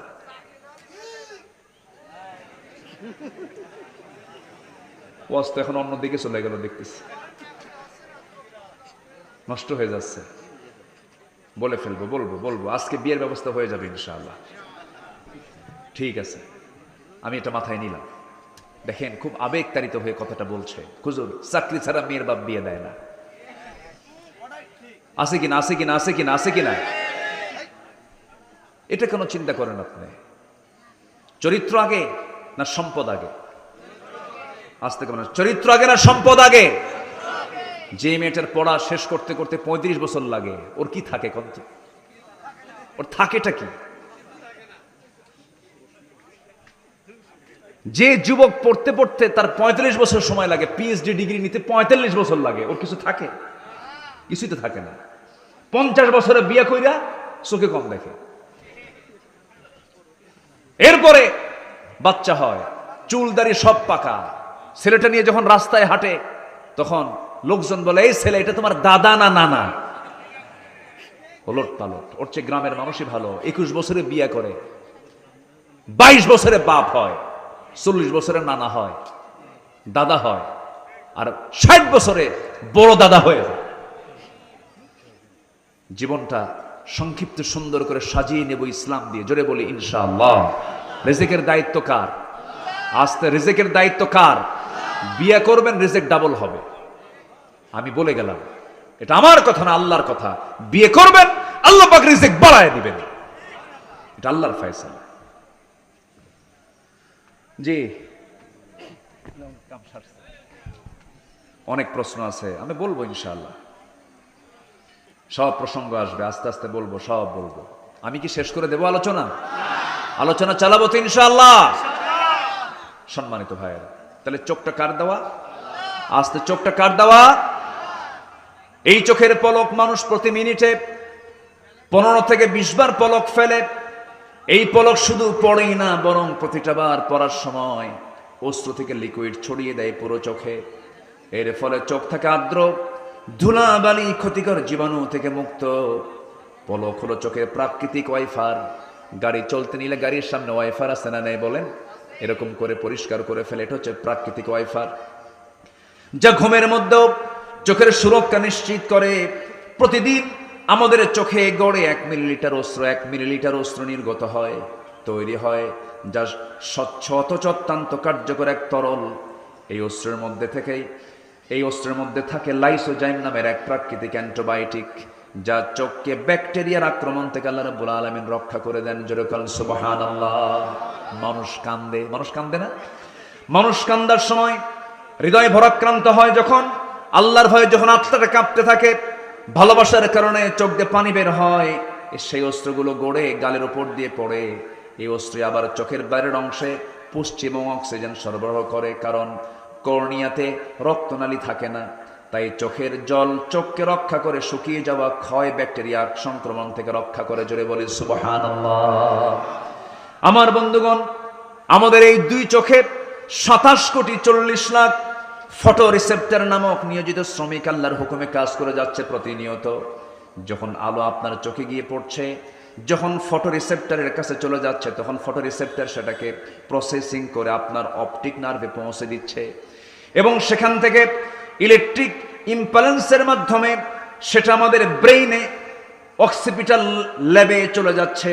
ফলে আমরা দেখতে পাচ্ছি, এই যে অপটিক নার্ভের কথা শুনলাম, আমরা শুধুমাত্র এখানেই 60 থেকে 70 লক্ষ তারের মতো ফাইবার রেখেছেন আল্লাহ রাব্বুল আলামিন আমাদের চোখে। জোরে বলেন সুবহানাল্লাহ। কার অবদান? আসতে বলবেন না, কার অবদান? আল্লাহর অবদান। সে আল্লাহ বলছেন, বান্দারে আমাকে ভুলে যেও না, আমাকে ভুললে তুমি সব হারায় ফেলবে। আজান যখন হয়ে যাবে, তোমার দায়িত্ব হলো সবার কাজের আগে আমার আল্লাহর হকটা আদায় করা। আজান শুনবো, কোথায় ছুটে চলে যাব বলেন? আজ তো কোথায় ছুটে চলে যাব? মসজিদে। মসজিদ কেন্দ্রিক দিল আমরা তৈরি করে ফেলবো। সাতক্ষীরা যাব, নিয়ত করব বাস স্ট্যান্ড মসজিদে নামাজ পড়বো। সাতক্ষীরা যাব, নিউ মার্কেট মসজিদে নামাজ পড়বো। কদমতলা যাব, কদমতলার মোড়ের মসজিদে নামাজ পড়বো। ব্রজাবক্সায় যাব, মোড়ে নামাজ পড়ে নেব। বাগাচাড়ায় যাব, বাগাচাড়ার মোড়ে নামাজ পড়বো। নাভারণ যাব, নাভারণের মোড়ে নামাজ পড়বো। বাকরার মোড়ে নামাজ পড়বো। বিয়ে বাড়ি যাচ্ছি, বিয়ে বাড়ির মসজিদে জামাতে নামাজ পড়বো। রাজুলুন কলবুহু মুআল্লাকুম বিল মাসাজিদ, যার দিলটা মসজিদের সঙ্গে লটকানো থাকবে, আল্লাহ রাব্বুল আলামিন বলছেন আমি নিজে তাকে আরশ আজিমের মেহমান বানাবো। জোরে বলেন সুবহানাল্লাহ। আমি আল্লাহ নিজে থেকে আরশ আজিমের ছায়ে জায়গা দিয়ে দেব। আমার বন্ধুগণ, এই জন্য সব ছাড়বো, কিন্তু আল্লাহকে ছাড়া যাবে না। আমি আপনি দুনিয়া থেকে বিদায় নিয়ে নেব, কেউ আমার আপনজন বলতে কেউ নাই। আমরা যা কিছু ভাবছি সব আমার পর। আমি আল্লাহর কাছে ছিলাম, রুহের জগতে ছিলাম, পেটের জগতে ছিলাম, মার পেট থেকে চলে আসছি। এই দুনিয়াতে আসার সঙ্গে সঙ্গে মার পরিচয় হয়েছে, বাবার পরিচয় হয়েছে, ভাইয়ের পরিচয় হয়েছে, বোনের পরিচয় হয়েছে, বিয়ের মধ্যে দিয়ে স্ত্রীর পরিচয় হয়ে গেছে, আবার সন্তানাদি হয়ে গেছে, বাবার পরিচয় আবার ফিরে আসছে। কিন্তু এই যে আমাদের চক্র আমরা দেখি, আমরা এগুলো দেখি, আবেগ প্রকাশ করি, মোহাব্বত প্রকাশ করি, সন্তানাদির প্রতি আকর্ষণ বেড়ে যায়। ঠিক আছে, ভালো কথা, কিন্তু আপনি আব্দুল্লাহ, আপনি আল্লাহর গোলাম, আজকে আপনি রাত 3টার দিকে মারা গেলেন। বলুন তো, পৃথিবীর বন্ধু নামক কেউ কি আপনার সাথে আছে নাকি? আসতে বলবেন না, আছে নাকি? কেউ আমার সাথে নাই। আমি মূলত একা, আমার পাশে কেউ না, আমার সাথেও কেউ নাই। সেই জন্য আমার বন্ধুগণ, আমরা সব ভুলবো, কিন্তু আল্লাহকে বলা যাবে না। আল্লাহর হক আমরা আদায় করার চেষ্টা করব। দুঃখে বুকটা ফেটে যায়, আমার দেশে মাত্র 5% নামাজি, বাকি 95% মুসলমান নামাজি পড়ে না। যত দল আমার দেশে আসি, প্রত্যেকটা দলের নেতাগুলো মুসলমান পরিবারের সন্তান। প্রত্যেকটা দলের নেতাগুলো যদি বলতো আমার দলের প্রত্যেকটা কর্মীকে 5 ওয়াক্ত নামাজ পড়তে হবে, কিন্তু কোন দল, মাত্র ইসলামী দল কয়েকটা ছাড়া, এই দেশের কোন দল নামাজের কোনো কর্মসূচি নাই। জনসভার ডাক দেয়, জোহর যায়, আসর যায়, মাগরিব চলে যায়, নেতাও নামাজ পড়ে না, কর্মীও নামাজ পড়ে না। যে নেতৃত্বে নামাজ নাই, যে নেতার মধ্যে দিনদারিতা নাই, যে নেতার মধ্যে ইসলামী নেতৃত্ব নাই, ইসলাম কায়েমের কোনো এজেন্ডা নাই, সে নেতৃত্ব, সেই দলের মুখে আমরা থুতু নিক্ষেপ করি। আমরা এমন সম্পর্ক করব যে সম্পর্ক আমাকে জান্নাতের দিকে নিয়ে যাবে। যারা নামাজ পড়বে তার সঙ্গে আমার সম্পর্ক, যে দলে নামাজ আছে সেই দলে আমার সম্পর্ক আছে। জোরে বলি ইনশাআল্লাহ, জোরে বলি ইনশাআল্লাহ। আল্লাহ কবুল করুন, জোরে বলি আমিন। আমার বন্ধুগণ, অনেক কথা রয়ে আছে, সময় তো খুবই অল্প। 15টা চারিত্রিক গুণ নিয়ে কথা বলার কথা ছিল, 3টা কেবল বলেছি। আরো কি বলবো নাকি? বলবো, কোন আপত্তি নাই তো? আচ্ছা, নাম্বার 4 হলো তাওয়াক্কুল। ভরসা করব কার উপরে? আসতে ভরসা করব কার উপরে? ছেলে দেন কে? মেয়ে দেন কে? দেন না কে? দোষ কার? আল্লাহর দোষ না, আমাদের দোষ? আমাদের দোষ? আমাদেরও দোষ না তো। আমার এক বন্ধু মানে আমার ছোট ভাই, উনি সুন্দর কথা বলেন, অনেক পরিচিতি হয়ে গেছে আলহামদুলিল্লাহ, আব্দুল হাই সাইফুল্লাহ। তো হাফিজাহুল্লাহ, ওনার 4টা মেয়ে। কয়টা মেয়ে? 4টা। হতে হতে 1 2 3 4। আমি বললাম যা হবে কামাই সব খাবে জামাই। এই এই এরা কই যায়? বসো। এই ওস্তাদ কই? বসেন আর কিছুক্ষণ। হ্যাঁ, একটু বসেন আব্বা, আমরা দোয়া করবো আপনাদের সাথে নিয়ে। জি আলহামদুলিল্লাহ, এরা আছে তো বরকত আছে, বলি আলহামদুলিল্লাহ। জি একটু বসেন। নাম্বার 4 হচ্ছে তাওয়াক্কুল। সন্তান আপনাকে কি দিল? ছেলে দিল না মেয়ে দিল না দিল না, এগুলো নিয়ে কি কোনো অভিযোগ করা যাবে? কাউকে গালিগালাজ করা যাবে? বউকে দাম দেয় না জানেন, তোর পেট পচা আছে না এরকম? বউকে আন্ডার এস্টিমেট করে, বউকে গালমন্দ করে, ফ্যামিলিতে তাকে মূল্যহীন করা হয়, তোর পেটে আমার কেসমতে নাই, আর বিয়ে আরেকটা করতে হবে। দেখেন বিয়ে করার কারণ বের করে, এটা বেকুব। আমার এক মুসল্লি, আমার পেছনে তিনি নামাজ পড়েন, শিক্ষক মানুষ, 7টা মেয়ে। কয়টা মেয়ে? 7টা। 8ম সন্তান তার স্ত্রী গর্ভে আসছে। তো স্ত্রী গর্ভে সন্তান আসার পরে কেউ জানে না সন্তানটা এবার হয়ে গেছে, এবারও মেয়ে সন্তান হয়েছে। গোটাল গোষ্ঠী তার বাড়িতে এসে বলে, চোখ রাঙ্গায় বলে, কাম নাই কাজ নাই, খেলে বারবার বাচ্চা নাও, যা হয়েছে হয়েছে, এটার নাম রেখে দাও ইতি, সমাপ্তি, আর না চাই না। তো হুজুর আমাকে যখন এরকম করে বললো, আমি তো নিজে ব্যক্তিগতভাবে খুশি। আমি আমার সন্তানের নাম রেখে দিলাম আশা, আরো আসুক। তাহলে আল্লাহ শুকরিয়া আদায় করার মতো কিছু বান্দা দুনিয়াতে আছে না নাই? আসতে বলবেন না, আছে না নাই? আছে। সন্তান যেটাই হোক না কেন, সন্তানকে আমরা আল্লাহওয়ালা বানাবো। জোরে বলি ইনশাআল্লাহ। আমার নবীজির পরিচয় যদি আমরা দিতে যাই, বলুন তো আমার নবীজি ছেলেদের বাপ না মেয়েদের বাপ? বলেন ছেলেদের বাপ না মেয়েদের বাপ? মেয়েদের বাপ। এটা মাথায় রাখবেন, তাহলে আপনি মুখে সান্ত্বনা পাবেন। এবং রহমতটা, বরকতটা আল্লাহ পাক পুরুষকে বেশি দিয়েছেন না মেয়েকে বেশি দিয়েছেন? হ্যাঁ, যারা মেয়ের বাপ তারা কিন্তু প্লাসে আছেন, যারা ছেলের বাপ তারা কিন্তু মাইনাসে আছে। ঠিক তো ঠিকই কন, কিন্তু মন তো ঠিকই খারাপ করেন, বউর ঠিকই গাল বন্ধ করেন। উচিত না এগুলো। আমরা তাওয়াক্কুল করব কার উপরে? আল্লাহর উপরে। আল্লাহ রাব্বুল আলামিন বলেন, ওয়ামান ইয়াতাওয়াক্কাল আলাল্লাহ ফাহুয়া হাসবুহ। যে ব্যক্তি আল্লাহর প্রতি ভরসা করবে, আল্লাহ তার জন্য যথেষ্ট হয়ে যাবেন। আমার বন্ধুগণ, 80 বছর বয়স আল্লাহ পাক সন্তান দান করেছেন। জাকারিয়া আলাইহিস সালাতু ওয়াস সালামকে দিয়েছেন, ইয়াহইয়া আলাইহিস সালাতু ওয়াস সালামকে। ইব্রাহিম আলাইহিস সালাতু ওয়াস সালাম তার কলিজার টুকরা সন্তান পেয়েছেন যৌবনে না বুড়া বয়সে? বুড়া বয়সে। আল্লাহ রাব্বুল আলামিন অসম্ভবকে সম্ভব করতে পারেন। হাল ছাড়বেন না, মন খারাপ করবেন না। বান্দা যখন আল্লাহর কাছে চায়, আল্লাহ পাক খুশি হয়ে যান। আপনি যত বেশি চাবেন, আল্লাহ তত বেশি খুশি হয়ে যাবেন। বান্দা বান্দার কাছে চাবে, বিরক্ত হয়ে যাবে, কিন্তু আল্লাহর কাছে বান্দা চাবে, আল্লাহ খুশি হয়ে যাবেন। যেরকম সুবহানাল্লাহ। নাম্বার 5 হলো ইখলাস। যে কোনো কাজ আমরা একনিষ্ঠভাবে করব, আল্লাহর জন্য করব, আল্লাহকে খুশির জন্য করব। ওয়ামা উমিরু ইল্লা লিয়াবুদুল্লাহা মুখলিসিনা লাহুদ্দিন। নাম্বার 6 হলো আদালত, ন্যায় বিচার, আদালত ঠিক রাখতে হবে। কুনু কাওয়ামিনা লিল্লাহি শুহাদাআ বিল কিসত। নাম্বার 7 হলো তওবা করা, ক্ষমা প্রার্থনা করা আল্লাহর কাছে। ওয়াল্লাযীনা ইযা ফাআলু ফাহিশাতান আও যালামু আনফুসাহুম যাকারুল্লাহা ফাস্তাগফিরু লিযুনুবিহিম। গুনাহ করেছি, মাফ চেয়ে নেব কার কাছে? আগেই মিটায় নেব কার কাছে? আল্লাহ অমুক দিন অমুক গুনাহ করছে, আল্লাহ মাফ করে দাও। অমুক গুনাহটা করছে, আল্লাহ মাফ করে দাও। আল্লাহর সঙ্গে ক্লিয়ার করে নেব। ক্লিয়ার করার বিষয়টা হলো তাওবা, ক্ষমা প্রার্থনা করা, চোখের পানি ফেলে ফেলে কান্দা। পৃথিবীর কোনো মানুষ কান্নার মূল্য দিতে পারবে না। স্বামী হয়ে বউয়ের কাছে কাঁদবেন, বউ বলবে তুমি কেমন পুরুষ, কান্দো, চোখে পানি আনো। স্ত্রী আপনার সামনে কাঁদবে, আপনি বলবেন বউরা কান্দেই। যুবক মানুষ কাঁদতেছে, বলবে এই তুই যুবক শক্তিশালী, তোর কান্না কিসের? কেউ আপনাকে কান্নার মূল্য দেবে না। কিন্তু কোনো বান্দা যদি একমাত্র আল্লাহর ভয়ে, একমাত্র তওবার মানসিকতা নিয়ে যদি চোখের পানি এক ফোঁটা ফেলতে পারে, মহান রব্বুল আলামিন ওই এক ফোঁটা চোখের পানি দিয়া 7টা জাহান্নামকে নিভায় দিয়ে বান্দার জন্য জান্নাত বরাদ্দ করে দেয়। কাঁদবো আমরা কার কাছে? আল্লাহর কাছে। ভুল হয়ে গেছে মাফ করে দাও, পাপ হয়ে গেছে মাফ করে দাও। লাউলাম তুযনিবু লাযাহাবাল্লাহু বিকুম ওয়ালা জাআ বিকওমিন হাত্তা ইউযনিবুন।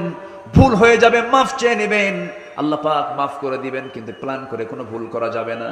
নাম্বার 8 হলো দয়া করা, সহানুভূতি দেখানো। যার মধ্যে দয়া আছে, সহানুভূতি আছে, আল্লাহ রাব্বুল আলামিন সুন্দর চরিত্রের কথা এখানে বলে দিয়েছেন, খুযিল আফওয়া ওয়া আমুর বিল উরফি ওয়া আ'রিদ আনিল জাহিলিন। জোরে বলুন আল্লাহু আকবার। ইমানদার কখনো বদমেজাজি হবে না, উগ্র হবে না, বদমেজাজ নিয়ে চলবে না। ইমানদার বান্দা যখন জমিনে চলবে বিনয়ী হয়ে চলবে, অত্যন্ত মাথা নিচু করে বিনয়ী হয়ে কদমটা আস্তে আস্তে করে ফেলবে, খুব আস্তে আস্তে কথা বলবে, মিষ্টি মিষ্টি কথা বলবে। আল্লাহ বলছেন আমার পছন্দের বান্দাগুলো কখনো উগ্র হবে না। ওয়া ইবাদুর রাহমানিল্লাযীনা ইয়ামশুনা আলাল আরদি হাওনা ওয়া ইযা খাতাবাহুমুল জাহিলুনা ক্বালু সালামা। নাম্বার 10 হলো কৃতজ্ঞতা থাকতে হবে, শুকরিয়া থাকতে হবে। 1 নম্বর শুকরিয়া হলো, কার শুকরিয়া বলেন? আসতে বলবেন না, কার শুকরিয়া? ক্যান্সারের আক্রান্ত এক রোগীকে বলা হলো, ও ক্যান্সারের রোগী, তোমার বক্তব্য আল্লাহর ব্যাপারে তোমার কি বক্তব্য তুমি বলো। ক্যান্সারের রোগী বলতেছে আমার বক্তব্য হলো, যদি কোনো বান্দাকে যদি পৃথিবীর কোনো কিছু না দিয়ে যদি সুস্থ রাখেন, তাকে সুস্থ রাখা হয়, আল্লাহ যদি তাকে সুস্থতা দিয়ে দেন, ওই বান্দার উচিত আল্লাহর বিরুদ্ধে কোনো অভিযোগ না দেওয়া। কিচ্ছু চাওয়ার নাই, কিচ্ছু নাই তার, শুধু সুস্থতা আছে, ওই বান্দার উচিত আল্লাহর শুকরিয়া আদায় করা। আল্লাহু আকবার বলো। আমরা কত মন খারাপ করে থাকি।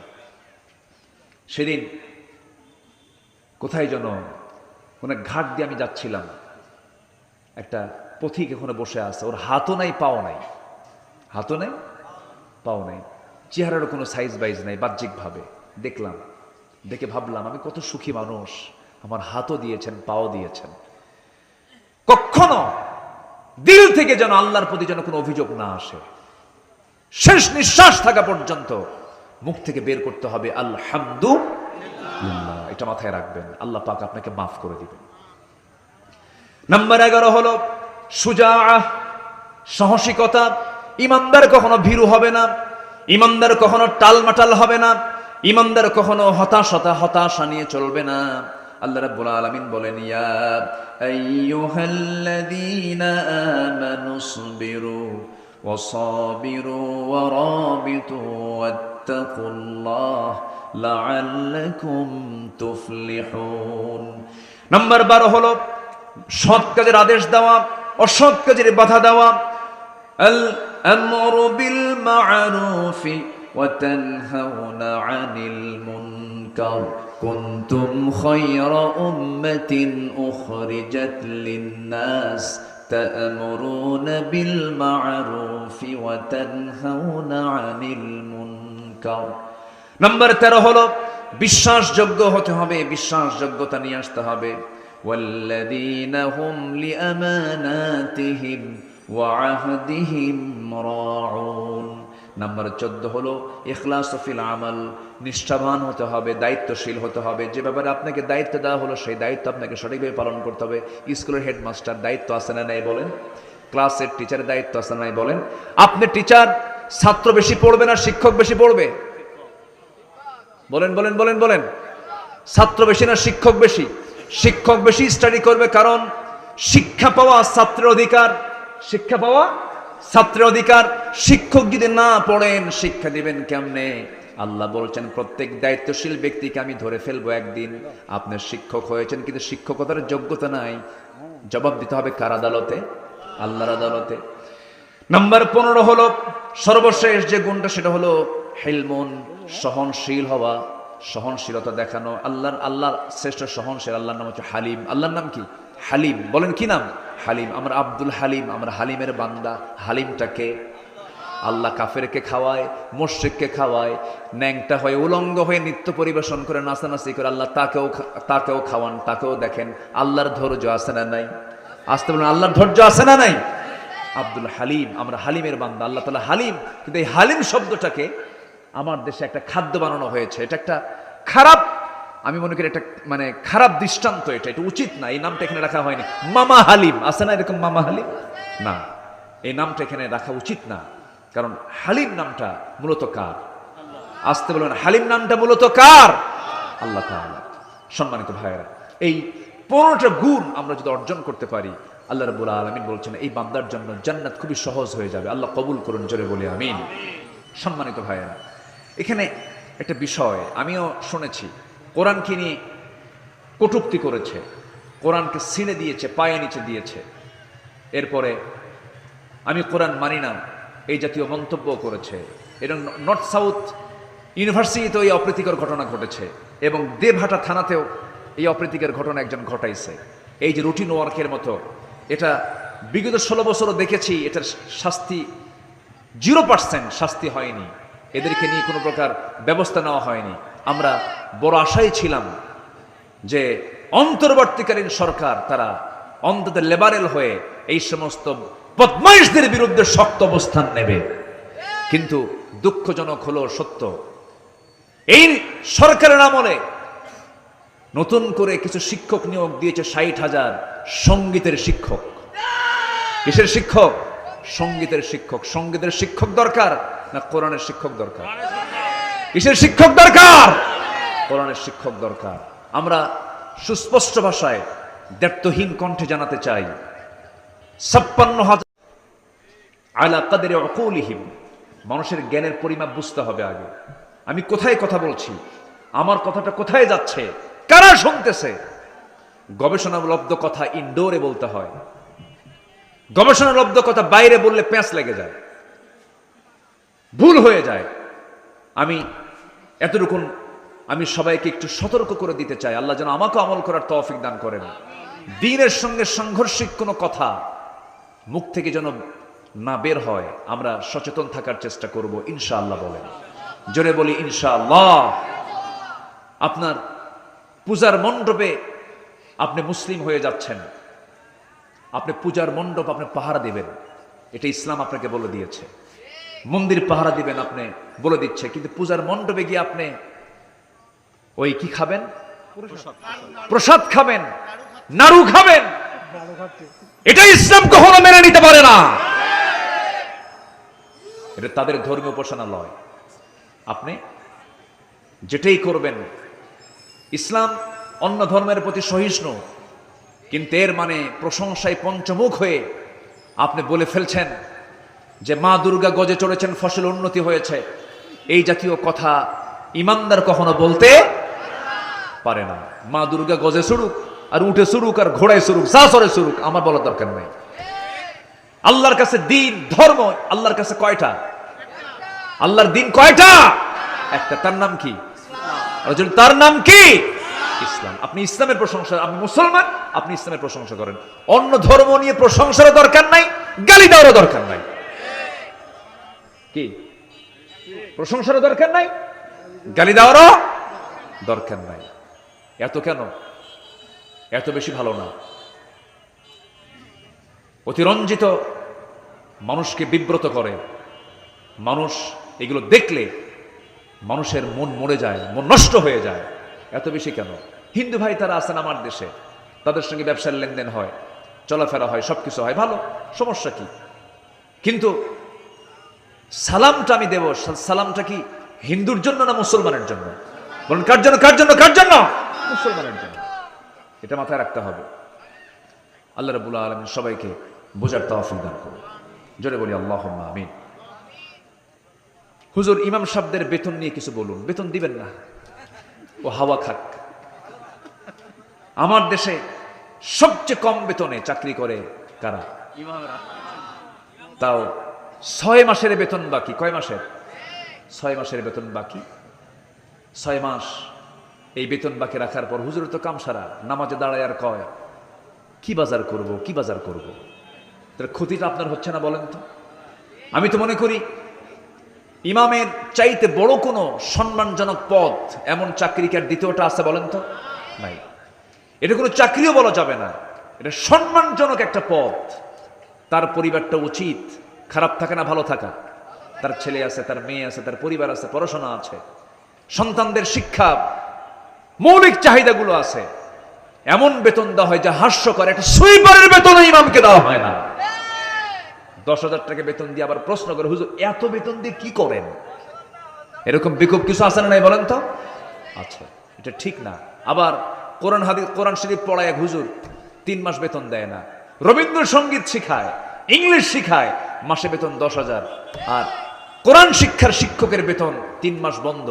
হাতে নিয়েছে কোরআন, অনুষ্ঠানের একটা ডাক দেয়, দোয়াটা পইরা শেষে ওই ছাত্রের বাপ হুজুরকে ডাক দেয়, বলে হুজুর 3 মাস তো অনেক কষ্ট করে কোরআন পড়া শিখাইছেন, তো হুজুর কোরআন শিক্ষা দিয়ে তো টাকা নেওয়া জায়েজ নাই, হুজুর দোয়া করেন।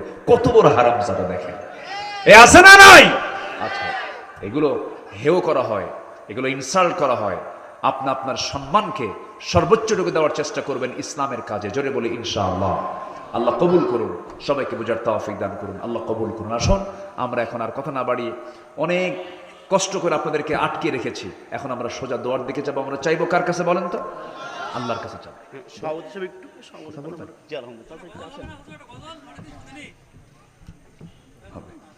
বসে আলহামদুলিল্লাহ, সমর্থন উপস্থিতি এখনই দোয়া হবে। আমাদের প্রধান মেহমান আমাদের সকলকে নিয়ে দোয়া করবেন।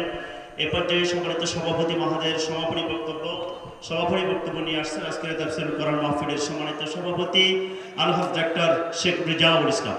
বসেন, আপনারা বসেন, বসেন। ربنا لا تزغ قلوبنا بعد إذ هديتنا وهب لنا من لدنك رحمة إنك أنت الوهاب। আল্লাহ তাআলা, গুড়ি গুড়ি বৃষ্টি, বসার জায়গাটাও ভিজা, কষ্ট করে তোমার বান্দাগুলো কোরআন শোনার জন্য আসছে। আল্লাহ তোমার মেহমান হয়ে বসে আছে, তোমার শাহী দরবারে কাঙ্গাল ভিখারির মতো দুটো হাত পেতে আছে।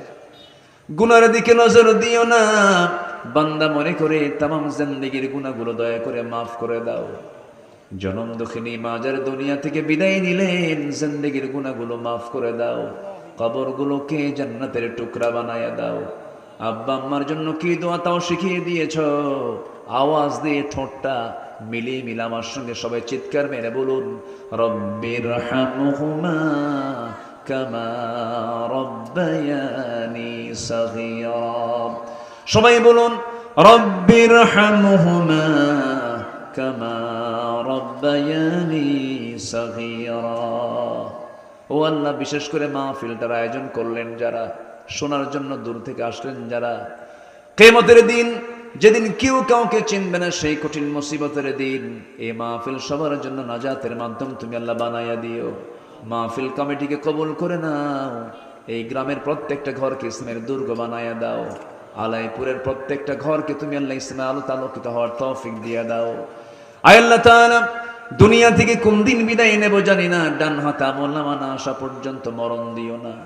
তোমার দরবারে প্রার্থনা করি আল্লাহ, গোটা পৃথিবীর মুসলিম উম্মার প্রতি তোমার খাস রহমত নাজিল করো। সকল ষড়যন্ত্র থেকে মুসলমানদেরকে তুমি আল্লাহ হেফাজত করো।